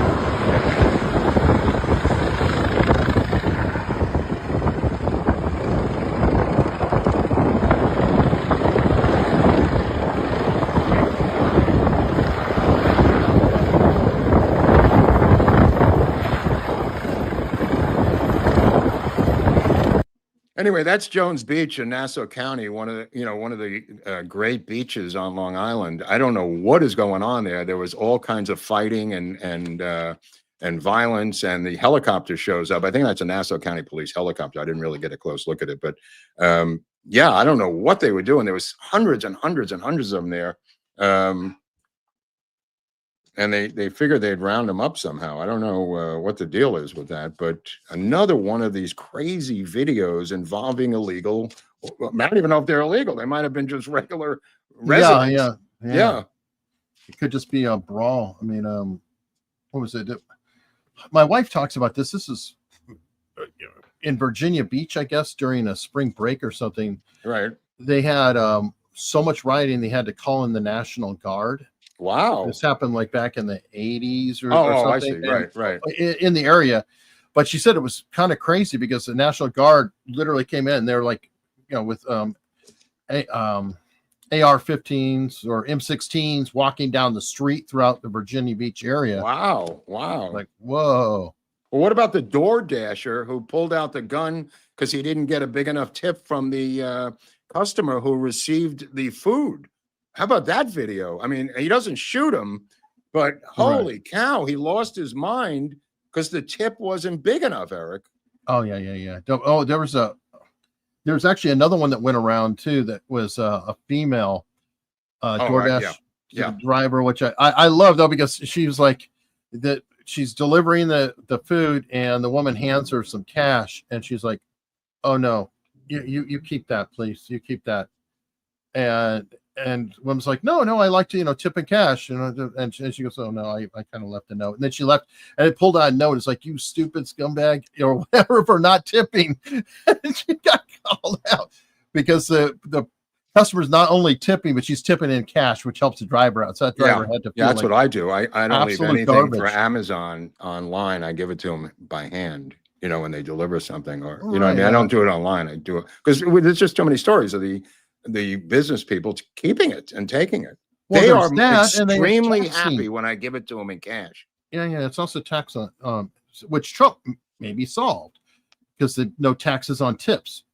That's why people tip in cash quite often is so they don't, it's easier to not track. Shall we put it that way? Well, I just want to say something to you. I know you're not celebrating, but it is Pride Week. And this middle school up in Eugene, Oregon, decided to celebrate Pride Week by doing a different thing every single day for every student in the school without parental notice. Day one was dressing up as famous characters in history of Pride. Day two was wearing black for people who died who were LGBTQ LMNOP. Day three was drag day, where the entire school was ordered to come in dressed as the opposite sex. Oh, day one was multiple colors day, Pride Rainbow Day. That was day one. Day two was to commemorate the death of just people who died who were gay or LGBTQ LMNOP. And day three was the role reversal. Drag day was day three. Day four was something else. Day five was some other sexual deviant day. And the parents were not even notified of this. And it was the whole school. Just really crazy story out of Eugene, Oregon. And they actually sued Trump months ago because he tried to enforce the two genders rule with threat of federal cutoff. So they are suing Trump and doing this, I think, forcing the entire middle school to do this. I don't know. It's sad. I've got the Kennedy clip. Oh, this is a great one. This is really cool. He does a good job in these. Wow. I have little respect for your opinion because I've read your stuff. When someone is in the White House that you agree with, and someone gets a universal injunction against him, you don't like universal injunctions. You called them judges acting like they're politicians in robes and judges looking like crass political actors. But now that President Trump's in the White House, who you dislike, you think that universal injunctions taste like pumpkin pie. So I have to discount what you say, because I think you act on your political beliefs. And I worry that that's what you're teaching your kids. On April 22nd, 2024, you said there are some members of the Supreme Court that are evil. Which justices were you talking about? I'll take it your word, Senator. I don't recall using that word, but they all do this.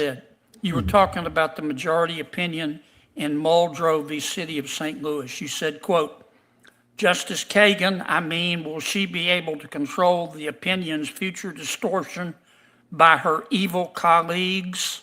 Probably not, end quote. Who are you talking about? Sir, I'm very skeptical. If there's a transcription, it was probably a transcription error. I do. That's an error. No, you said it. Oh, come on. Why don't you own up to it? Which you call some members of the Supreme Court evil. Why don't you just own it, Which baby? ones do you think are evil? I would have to refresh my recollection. I've been very critical You're of some embarrassed members of the that Supreme you made Court. that statement, aren't you? Yeah. I'm You're an officer Senator, it of the doesn't sound court. like something that You know I what would I'm say. embarrassed at? That you're teaching our kids. I don't refer to Supreme Court justices as evil. did. She's lying through her teeth. And right. what I love about it is because she's not denying it. Yeah, this Right. is how you know it's a lie. She's Yeah. talking around it. Like, I don't. No, you weren't in the moment. You did. You know, and it goes on and on. Right This here. seems classroom, that was sir. go ahead. Podcast, April 22nd, 2024. Okay, well, Big as Dallas. And you're an officer of the court, and you're here advising us Wow. to be respectful to federal judges. Wow. And you say they're evil members of the United States Supreme Court. Gag me with a spoon. The spoon. Yeah. Go Kennedy. You're part of what's the problem That's in all right. of this. That's right, lady. Let me tell you something. There are women, liberal women, seem to believe they have the prerogative to contradict themselves in transcripts, say whatever they want, and simply deny that they said it. I mean, it's preposterous that she thinks there's a transcription error, Eric. It doesn't sound like me. It That's doesn't. not a no, but I'm saying denial. it right. Again, yeah, no, again. But Catherine Maher did the same thing with NPR with her testimony. You know, when she was being nailed with a transcript, Right. It's being read to your face. At least have the smarts to say, you know what, I did say that, and I take it back. I shouldn't have said it.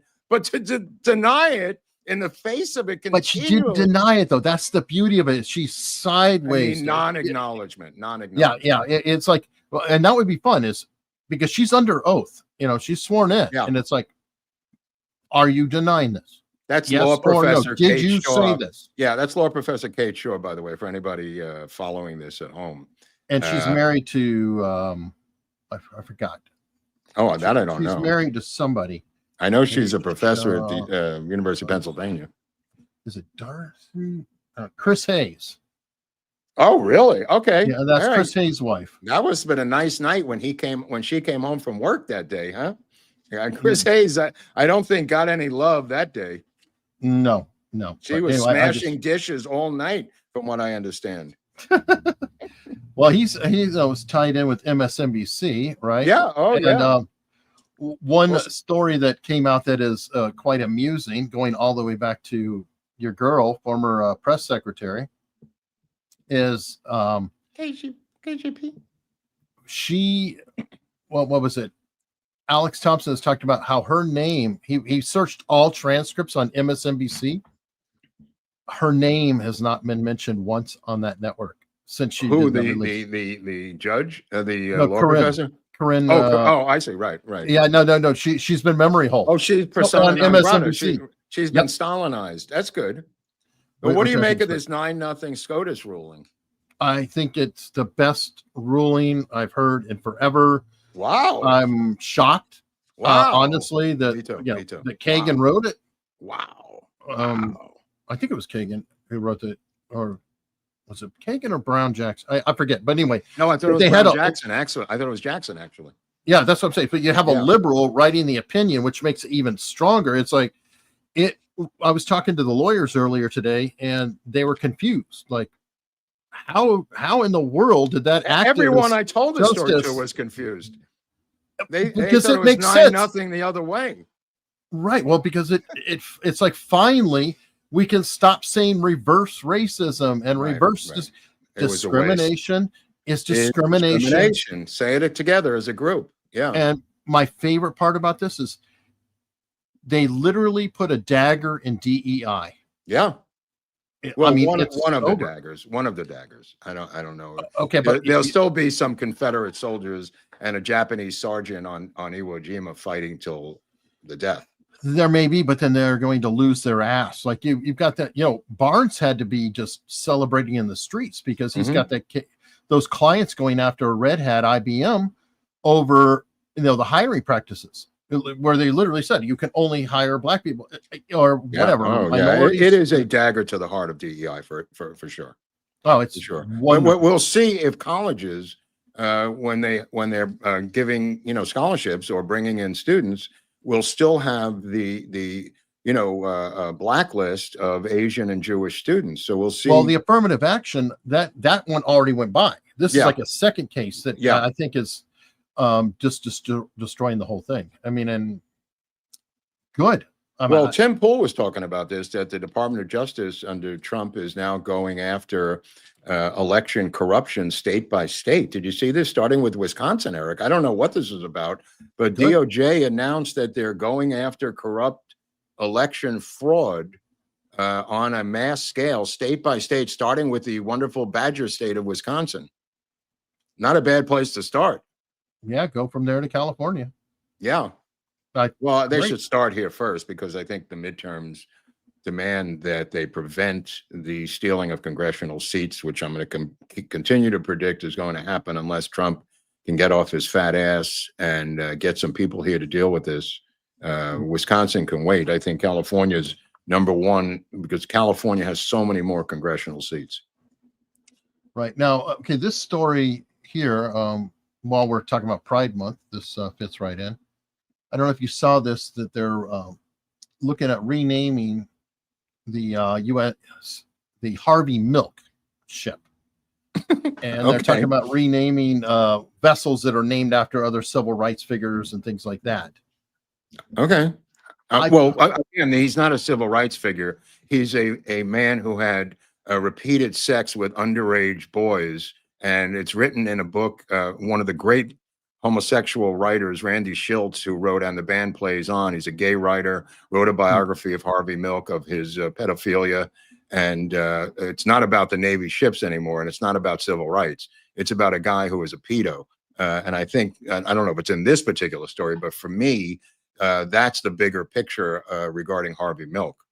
Which is fine if that's the reason that they're pulling it off. No. I'm talking about, obviously a crime is not fine. I'm kidding you. But if I'm being honest, if they're talking about for real, removing Thurgood Marshall, Ruth Bader Ginsburg, Harriet Tubman, and these other people, I disagree with it. And I feel like I would be hypocritical if I could be angry about Fort Bragg being renamed to Fort Liberty, but then think this is okay. That's ridiculous. Now, if they're pulling off of Harvey Milk because of possible crimes or things, that's fine. That's my take on this particular story. That's fine. I don't know about the other places, but this the other particular people, story for me, naming battleships after guys who have that type of past, and it's pretty brazen and pretty obvious. Harvey Milk also was one of the strongest supporters of Jim Jones and the People's Temple. It's not in our episode. You can watch our episode with Mark Lane and the People's Temple. But he was one of the big supporters, justifying and legitimizing Jim Jones and the People's Temple in San Francisco at that time. So this is my personal take on it. I don't know what, as I said, I don't know what this is about, but which, again, I am fine with that. If they're doing it, they're saying, look, this is a person, I don't want the Roman Polanski ship either. Right. Exactly. Whatever. You pull it off. So many great people who you can name stuff after. But let me ask something. Are they going down to get this guy, Eric, and bring him back and put him on trial? Yes. Why? I think. Where is he going to be sentenced to? Do we have to pay for him to live in an American prison for the rest of his life? My first reaction when I saw this going on was, are you effing kidding me? That's He's what I already thought. In a prison, right, in El Salvador. What is Pam Bondi doing with this story? I think they're doing this to humiliate the Dems, if you will. Remember how Chris Miller, the senator out of Maryland, flew down there, and then now he's disassociating. Now he's saying, "Oh no, he could stay. He could stay." I think they want to put him on trial and then just say, "Look at the Look at the CP he had. Look at the human trial. And like every single day, just kind of drip, saying, this is who you want to protect. This is who you want to protect.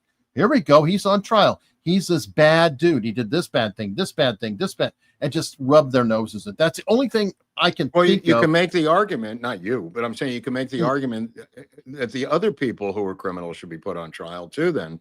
And we should pay for them to be in federal prison for years. I mean, if that's their goal with this guy, and you might be right as a political ploy or a political talkback to do this, but I think let it go. Let the guy stay down there. You know, move on. We've got so many people. By the way, they're deporting 3,000 people a day, and that's roughly, by my estimate, about 1 million a year. And this is early. But $1 million a year. What's that? Yeah, it's a little shy of what we'd like to see. But no, I agree. I'm saying, but even at 1 million a year, I mean, 10 years is 10 million. You know, if you have consecutive Republican administrations, that's not bad, Eric, coming right out of the gate. It's not terrible, but I think even more importantly, because we went back and forth on this, so is the harassment campaign. That's going to get them to just leave. It's like, if we catch you, you're gone. You know, blah, blah, blah, blah. But it's like, if there's no incentive to stay here and they're watching people get hauled away and stuff like that, hopefully they take the free plane ticket. Yeah. And say, okay, you know, I'll go. You're going to pay to get me out of here. Fine. Where do I sign up to try to get here legally? I'd be. Oh, there's a new app. I think they flipped that app around. So the app works to get you out now. Yes. Yeah. And what about Comer? What about Comer bringing in Dr. Kevin O'Connor next week, and the other four? I think Klain is coming in. Ron Klain, subpoenaed under oath behind closed doors. I presume first out of the gate, you go behind closed doors so they can get the transcript, thereby finding out if you perjured yourself. Everybody's making a big deal out of this. I do not see where this goes. This auto pen scandal. I don't see a light at the end of the tunnel for this thing playing out in the way that people are thinking it's going to play out. I think it might be a waste of time, a wonderful scandal, a wonderful thing that books should be written about, but I don't see the legal payoff at the end of the tunnel. For instance, I believe that O'Connor is going to say he's my patient. You're not getting a word out of me. It's a patient-doctor relationship. I think he's going to say that. I think the other is going to say, I don't know anything about it. And how are you going to prove that Biden didn't do it, didn't know about it without getting Biden under oath? I thought this through. I don't know where this goes other than making scandal noise, which again is a waste of time by me, in my opinion, when we should be arresting people who really you can nail. What's your take on this? How does this convict anybody of anything, in your opinion, or catch anybody? Because nobody's going to own up to this. Biden's not going to own up to this. So where does it go, Eric? That's my take on it. I don't know. I don't know what they have. Are there? Well, think about it. No, but do they have any whistleblowers? No, because if they have whistleblowers or something, then that could.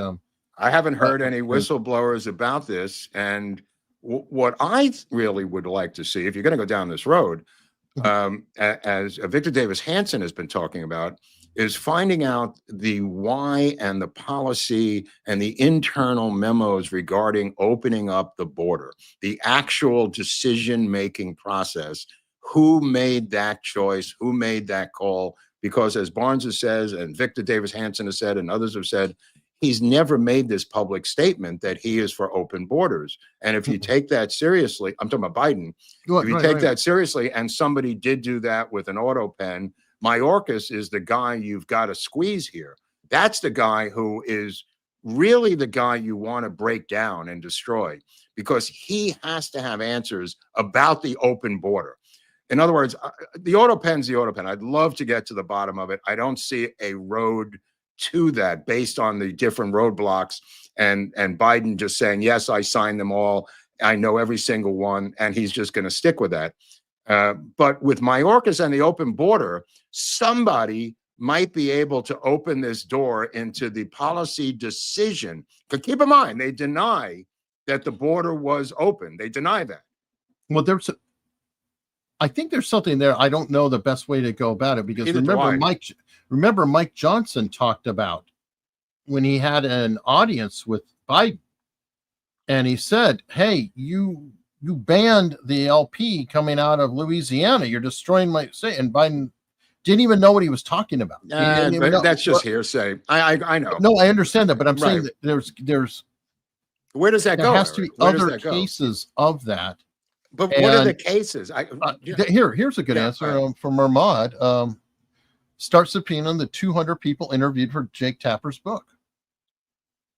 Okay, well, where do you mail the subpoena? Where do you mail it to? They're anonymous sources. They're not all anonymous. They're not all. No. As Mark Halperin said, the book sucks because nobody will go on the record. He was arguing with that what's his name, the blonde-haired kid with the glasses from the Hill, who was on with him, and he loved the book. And he said, "What's so great about the book?" He says, "All these sources." And he says they're all anonymous, every single source, and it's almost like a Woodward book where everybody's off the record. And so who do you subpoena?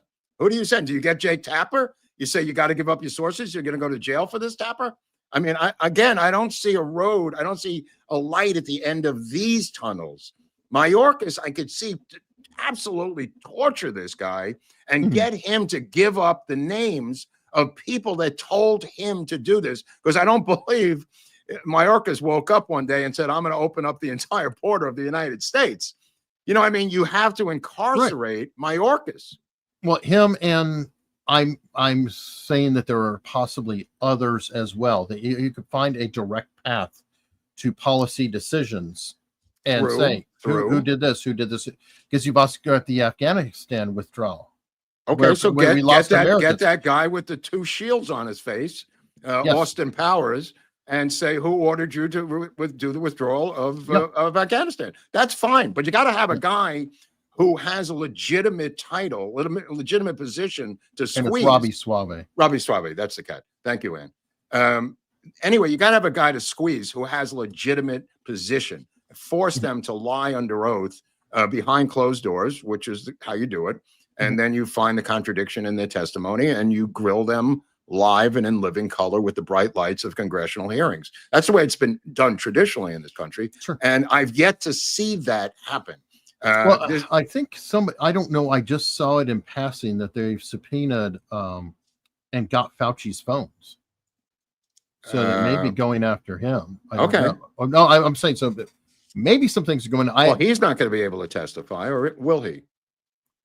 In front of Congress, he has no jeopardy. Okay, he was a pardon, right? Well, Did he not get pardoned? I'm hoping that the state will go after him. The state of Florida, or the state, a red state will go after him. I hope, right. But what I'm saying is that drag him in front of Congress. He has no quote unquote jeopardy now because he's already been pardoned. So now you have to answer truthfully, and if he lies, you got him on contempt. Right. No, I agree. But what is this dwarf Kevin O'Connor going to tell James Comer next week?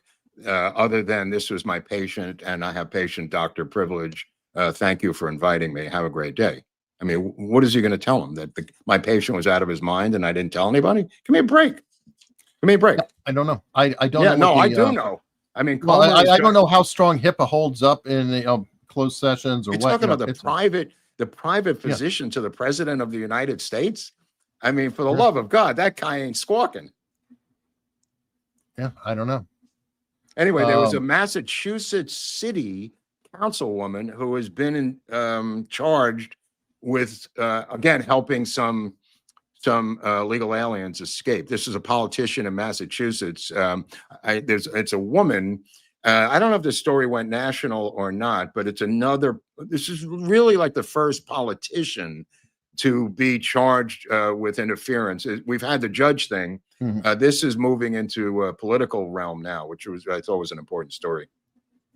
Yeah, I mean, I'd like to see that, and I think there's other judges too. But well, this is a politician, but there might be other judges. Okay, I don't have that on hand, but okay. Do you have the Mark Siegel thing about super weed for seniors? It was kind of interesting. The Fox medical chief is Dr. Mark Siegel. He was talking about weed for seniors, how this has become this boomers joined a pot. Is that it? Is that the one? Yeah, Boomer's Going to Pot story. He was talking about how this blowback is affecting a lot of his patients who were hoodwinked into believing that pot would be good for their everything that ails them at a senior level. And now they're having senior moments. So, I don't know what they're doing, but I'll tell you something. With 50 million or more people smoking pot regularly in this country, now grandma and grandma getting into the act, almost 10%, it's going to send absolutely the wrong message. And I'll tell you why this is happening.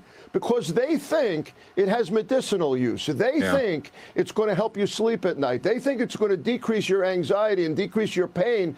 None of that has been shown medically. It increases your anxiety. It doesn't help you sleep at night, and it doesn't treat pain. 39 states where it's medicinally used is a disgrace, and that's what led to the 24 states where it's recreationally used. People flooding emergency rooms, people getting into car accidents. They say, well, it's safer than alcohol, but they're taking it with alcohol, and it's doubling the amount of car accidents with both substances on board over the last 2 decades. I'm really worried about this. I don't know what they're doing, but I'll tell you something. Wow. With 50 Yeah, good for Siegel. That's interesting.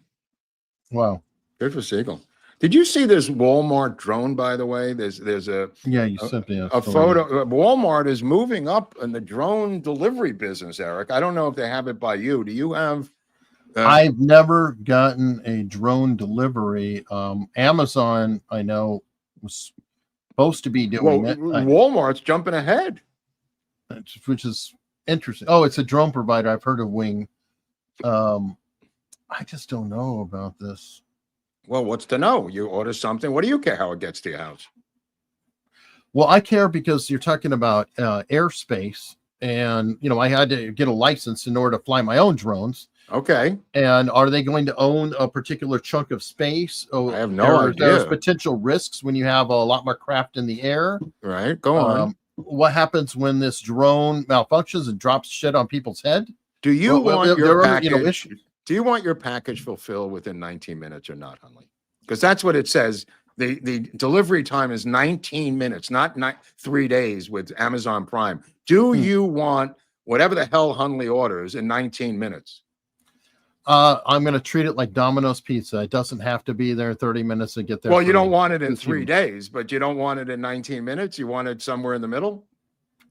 Something in the middle. Yeah, I think that'd be fine. Okay. Well, the other people are going to start getting Walmart Prime drone airdrop delivery for $19 a month, and they're going to be getting stuff in 19 minutes while you're sitting there looking out your window. $19 a month? No, I'm making it up, but I'm saying how much is your Amazon Prime?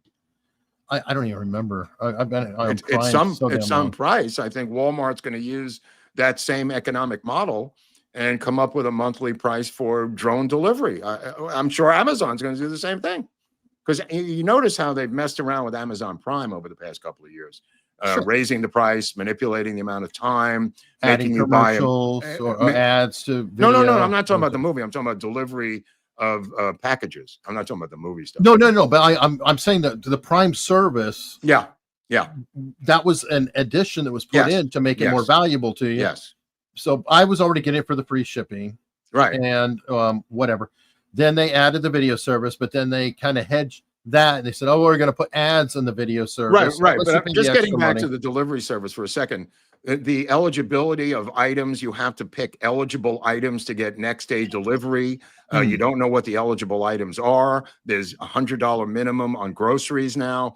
They have altered the playing field in this game for the past 2 years, where you could see that this is an active field of economic combat right now, so to speak, between delivery services. That's all I wanted to say. I wasn't picking on Amazon, but they're part of the, obviously, the big game, right? The big fish. Well, I mean, Amazon has kind of turned the whole system upside down because they have their own damn trucks. Right. They have their own distribution centers. Right. They did something I never even thought of, where they just took out UPS and USPS out of the mix, and they just do it themselves. Well, is Walmart leapfrogging them by going to the air? I think that Walmart's just trying to stay in the game. I mean, it's a battle royale between them. Okay. Because Amazon has dabbled in this, right? Haven't they dabbled in this drone delivery? Amazon? Yeah. They've been talking about it for a while. I just don't know. Again, it's always felt kind of infeasible and illogical. I could be, we'll see how it plays out, but I'm just like, well, think about, I mean, you can't drop a couch in a backyard, but you could deliver light bulbs and shit on somebody's step with a small drone.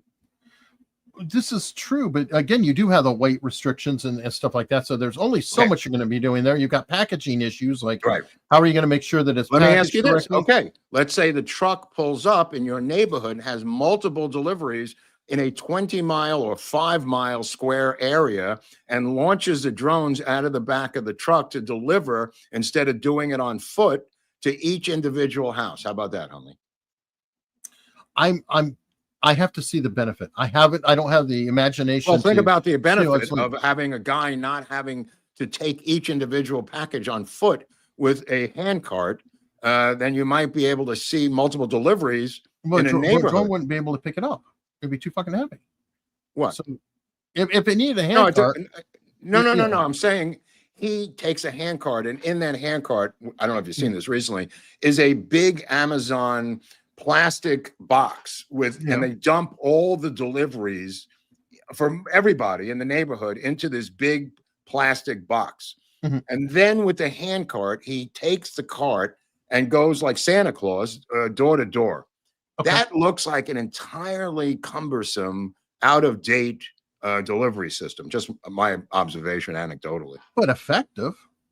For now, but now Walmart's going to the Air Force. Right, but what I'm saying is, so you take this guy, and I'm just thinking the efficiency, the fuel, and everything else. The drones can only lift up, a small thing. Right. I'm not saying it's one drone. I'm saying you could launch multiple drones in a neighborhood to deliver individual packages. Right. You open the truck. You open the truck, right? Back of the truck. You got 15 small drones in there, the size that you have, right? He attaches the package, looks at the map, the coordinates, and launches. So all he's doing is driving in the neighborhood and then launches the drone to deliver the package to each individual house. And you can't see this as the future? No. Okay. Not yet. All right. Not yet. Because I'm just saying I could see a drone taking something. I can see them delivering things. Okay. Great. Stretch it. Okay. But to why? What I'm saying, it doesn't make financial sense. Well, let's see what else you got in your hopper there. You may have some other story we can. Well, I know what we have, and that's super chats because. You like those? Let's see what they got. Yeah, let's see what these guys. We have Grip Van Wrinkled, who is saying John has a long mustache. To the greatest generation, salute to D-Day. Oh, thank you. That's a good one. That's a good. And to our dads and uncles and everyone who fought over there. My father told me one great story. He was in a plane coming back from South Pacific after the bombing in Nagasaki, and he saw from the plane all of the American fleet, there was ever fleet that was in the South Pacific, turning around in real time and heading back to the United States. He said one of the greatest things he's ever seen in his life. I can imagine. Yeah. Flea Speech also had a Rumble rant that was saying $5 saying, and to the greatest generation, a salute to D-Day. Yeah. June 6th, 1944. So yeah. Thank you very much, Flea Speech. I guess he brought it up with the German prime minister also, Trump. He said it was a bad day for you, wasn't it? That was pretty funny. It didn't go well for you that day. Only Trump could say that. And then he presented him with the birth certificate of his grandfather, Gerhard Trump or Reinhold Trump. Which is smart, which is clever. Clever. That was clever because he's, showing a family tie, saying, "Hey, we're closer than you realize." And I think the guy better watch what he prays for because Trump is going to focus on Germany and straighten them out next. Well, hopefully. Pamela Clifton, happy Friday, guys. Happy Friday, Pamela. Thank you. We got Christopher Zen. Doge was really always about disabling the nebulous funding arms of the left, not about fiscal sanity. Elon was used by the Trump admin, and he knows it now. That's what this is about. Well, I agree with the first part. I don't agree with the second part.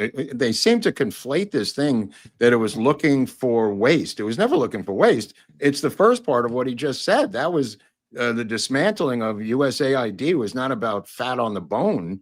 It was about finding these NGOs and these secret, insane political slush funds that the far left was using.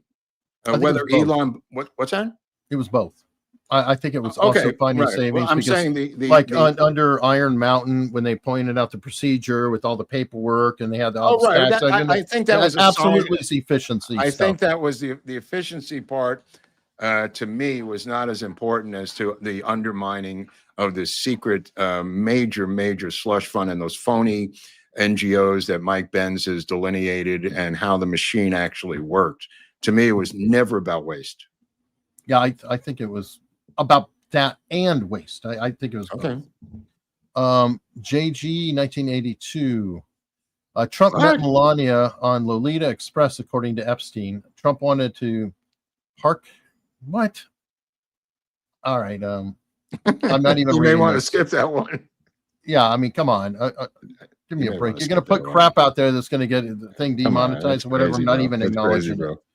PD from Canada with $12. Thank you. Mark, did you ever look into the Navy's involvement in TWA? You know, I don't know about the Navy's, but the documentary is pretty clear. The TWA 800 documentary. I talked to Al Gonzalez about this.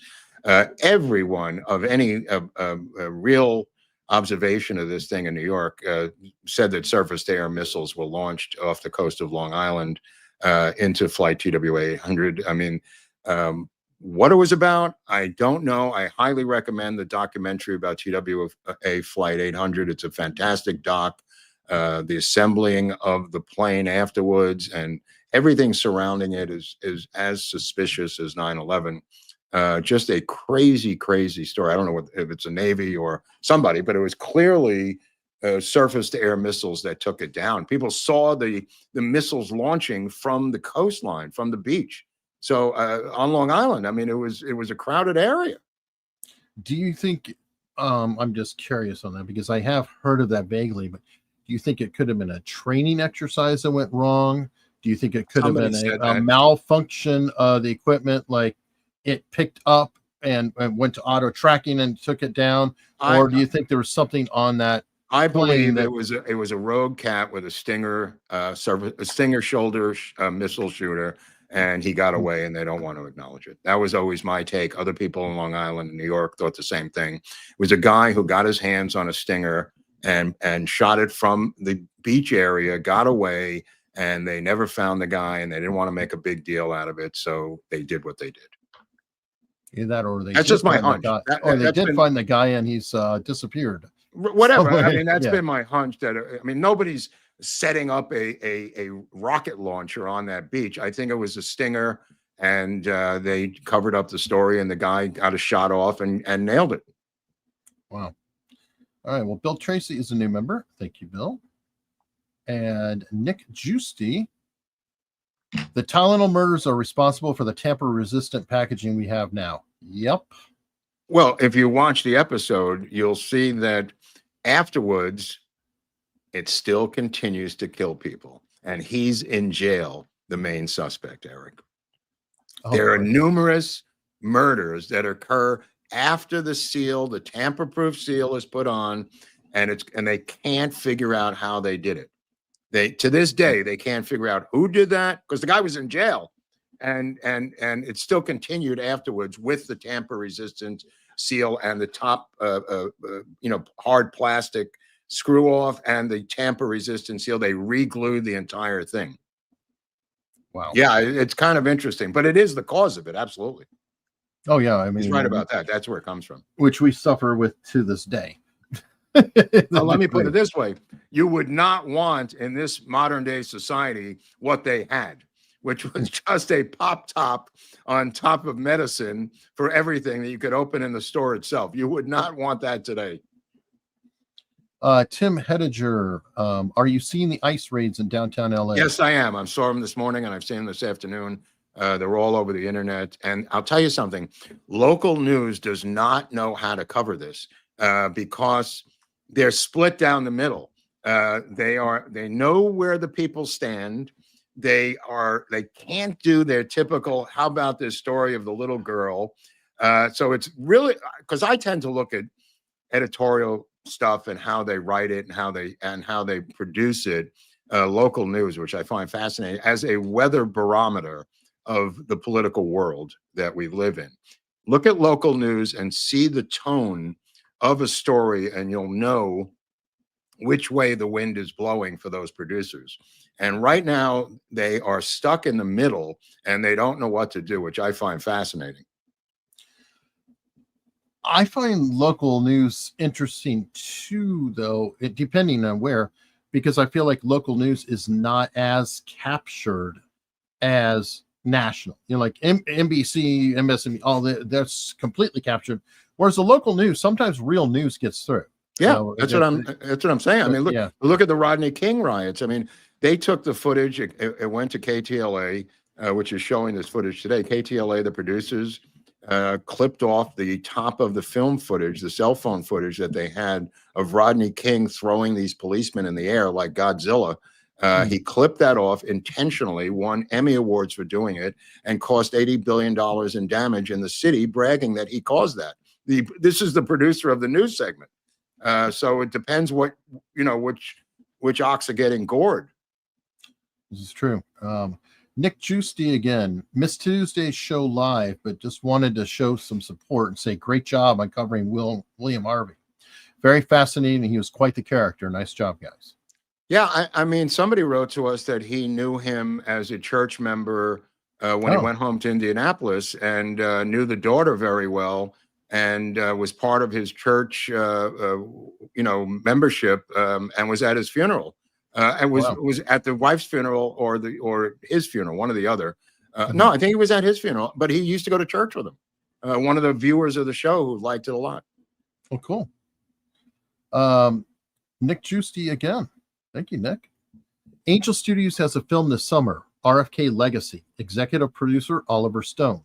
His son directs it. RFK and RFK Jr. on cover. Looks interesting. I don't know anything about it. Sounds like a doc. He's done a couple of docs. He did one. Oliver did one on Martin Luther King and RFK and their legacy. It was for TBS. I think it was in the late 90s. So this is not uncharted territory. But this is that new studio we were just talking about, Angel Studios. Right. I'm saying they're not making Christian product. I keep saying this, but nobody believes me.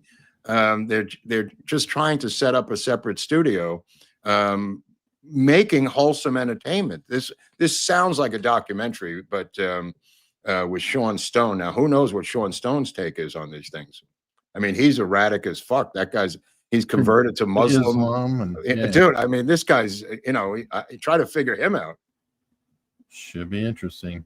Tomcat 815 has been a member for 3 months.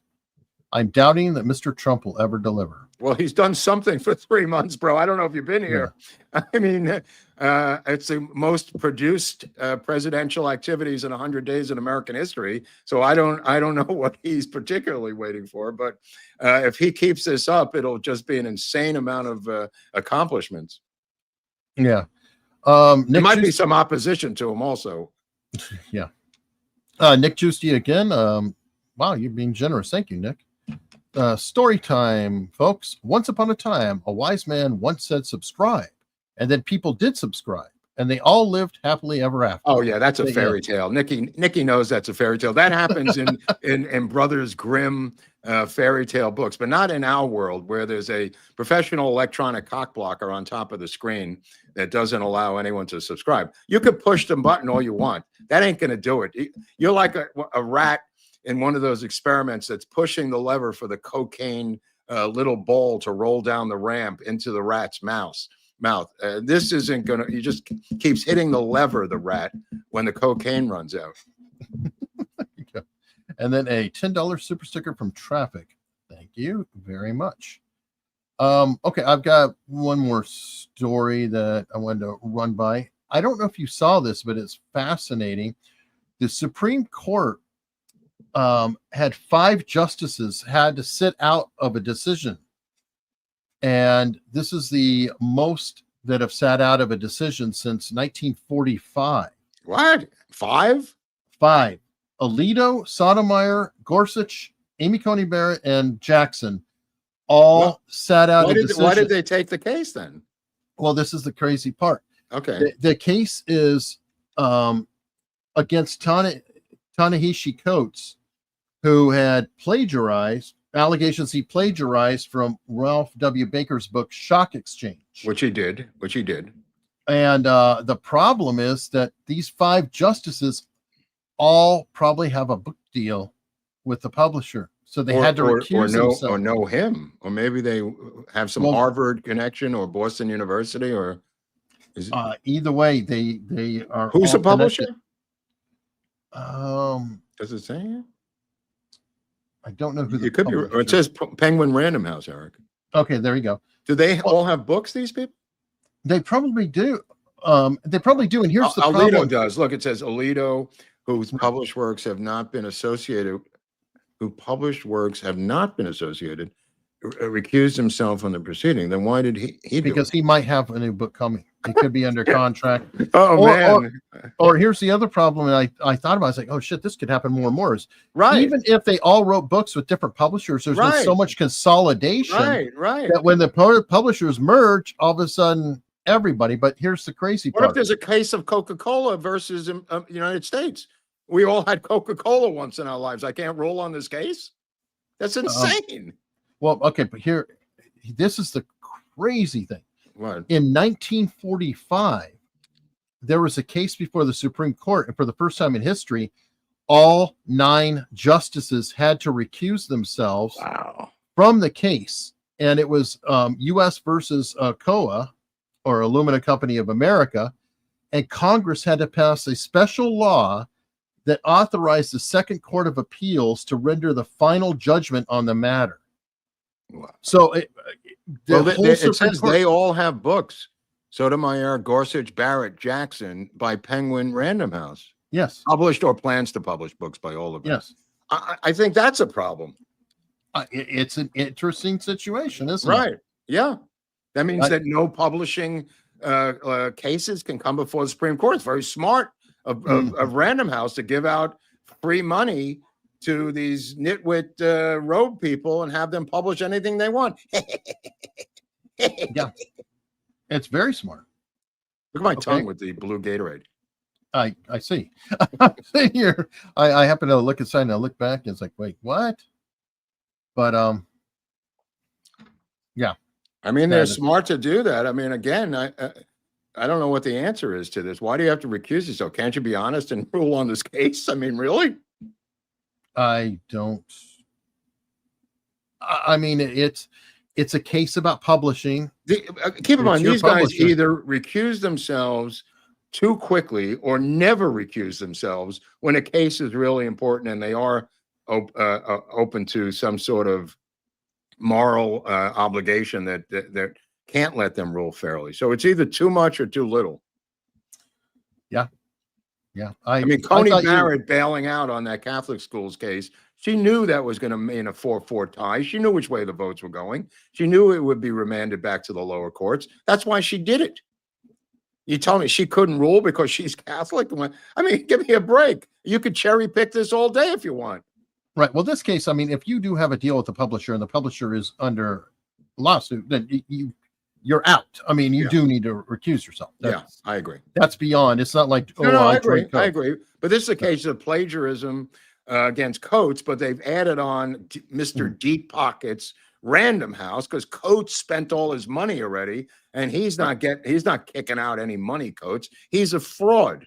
He's a complete fraud. When you read his book, it's like reading, and which I have here, it's like reading a book by a fifth grader.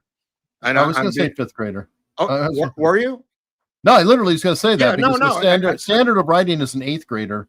Right. But yeah. It's 5th or 6th grade level by literally an illiterate man. And that is with numerous editors juicing it and cleaning it and punching it up. I mean, wow. Who knows what the original text was like? Oh, yeah. I can only imagine. But yeah, you're going to sue the publisher. Why would you sue the author? It'd be up to the publisher to get out. Yeah. Nick Giusti said, I had to try. Happy Friday. Nice We try. appreciate you trying. Nice try, Nick. Thank you. And Nick Giusti, one more time.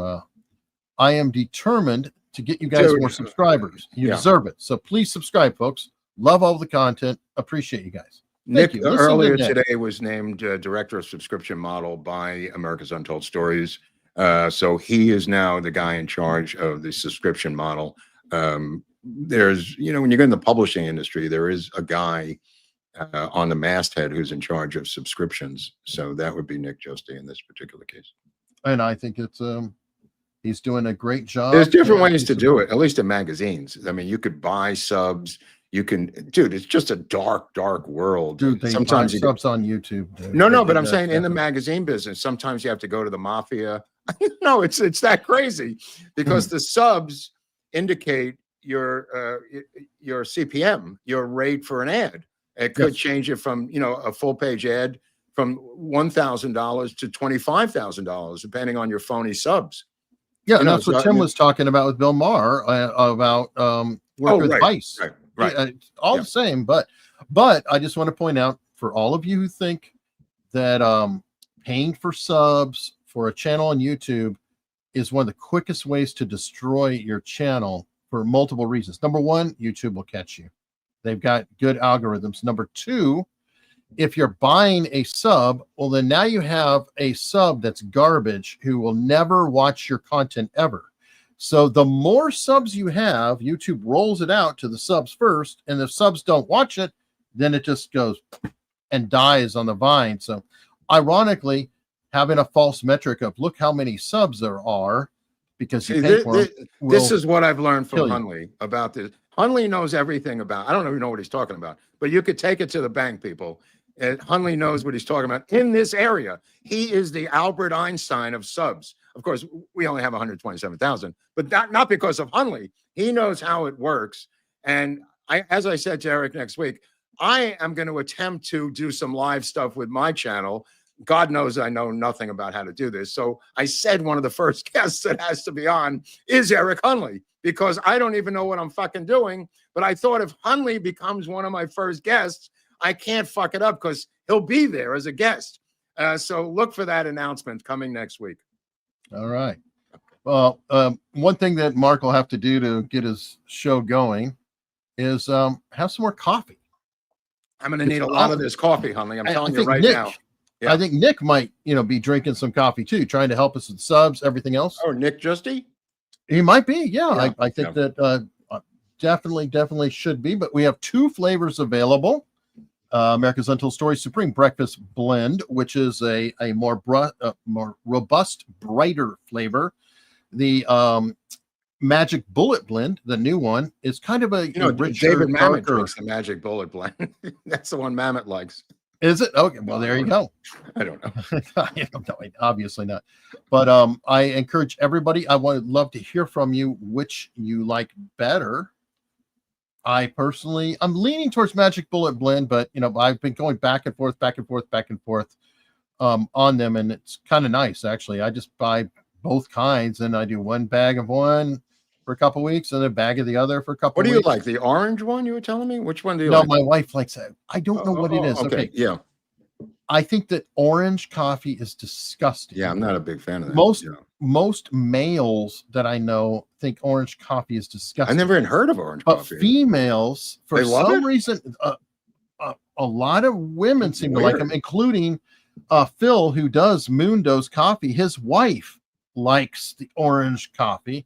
Leslie likes orange coffee. She has. I like hazelnut. I like vanilla. I mean, in the flavored coffees, I'm not a big flavored coffee guy, but among the flavored ones, I kind of like those too.